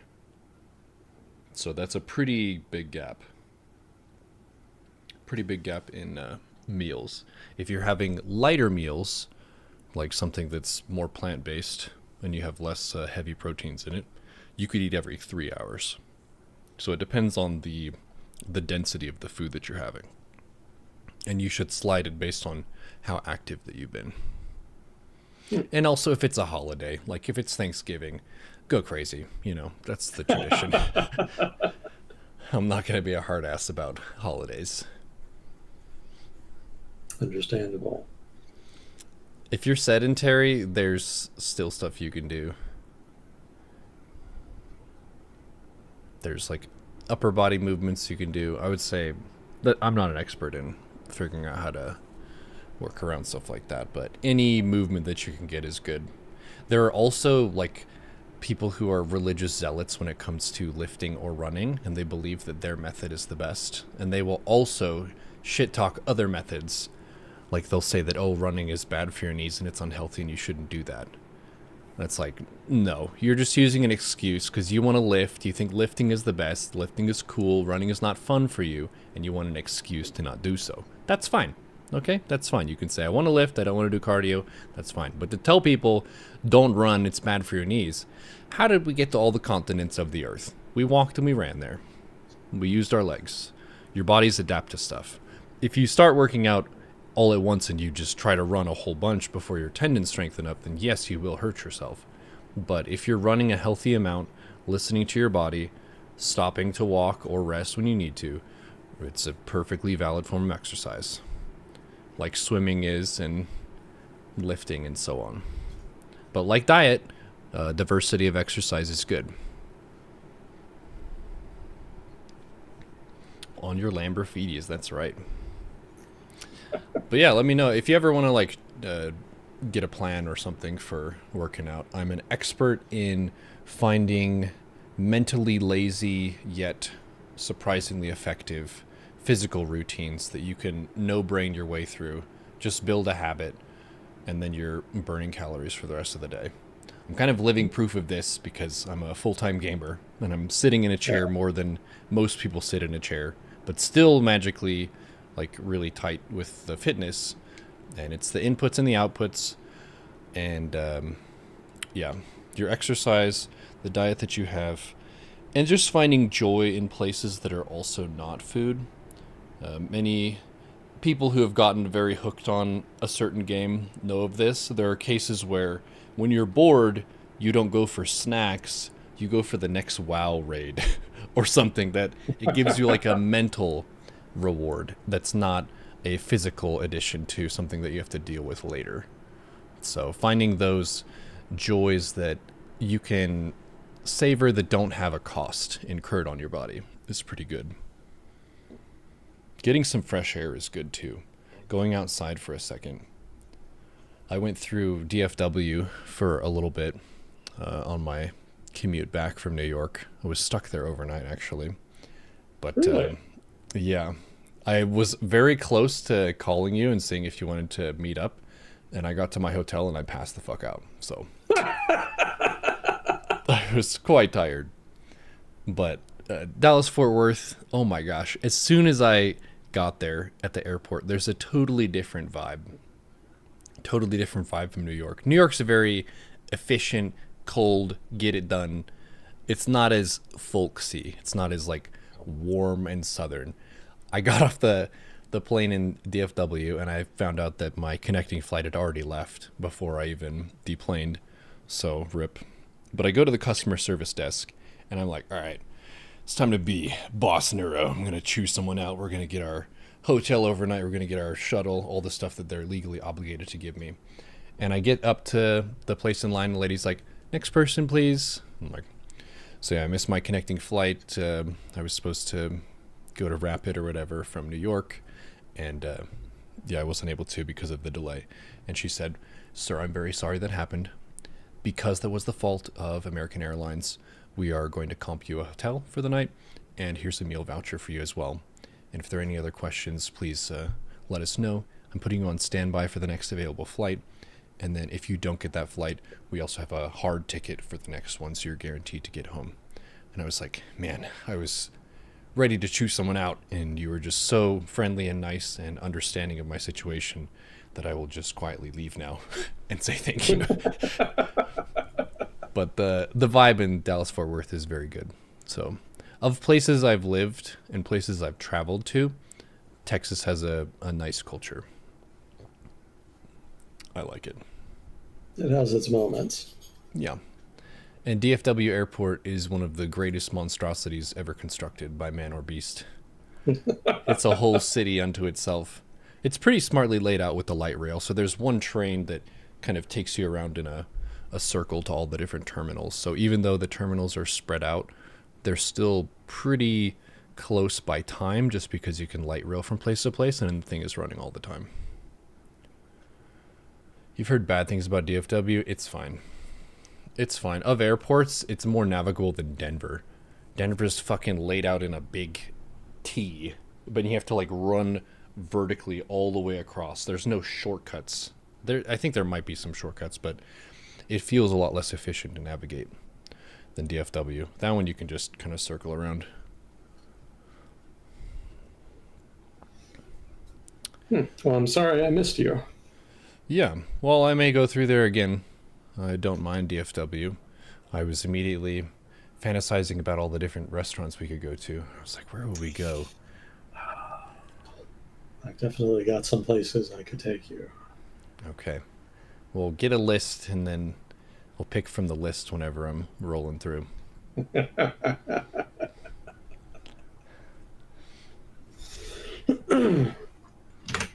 Well, cool. Nice little close Yeah, run I've got food other and stuff, but we can call it if you'd like.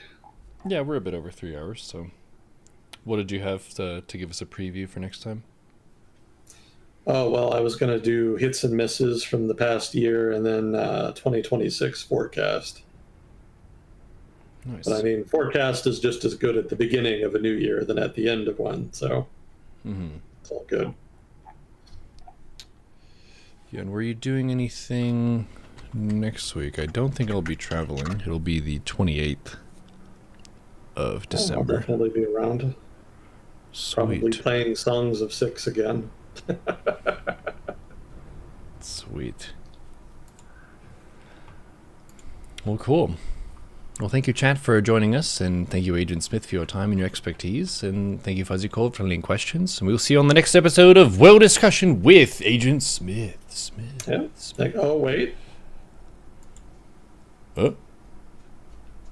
So, I'm not an expert in everything I talk about on here. Slips it in at the end.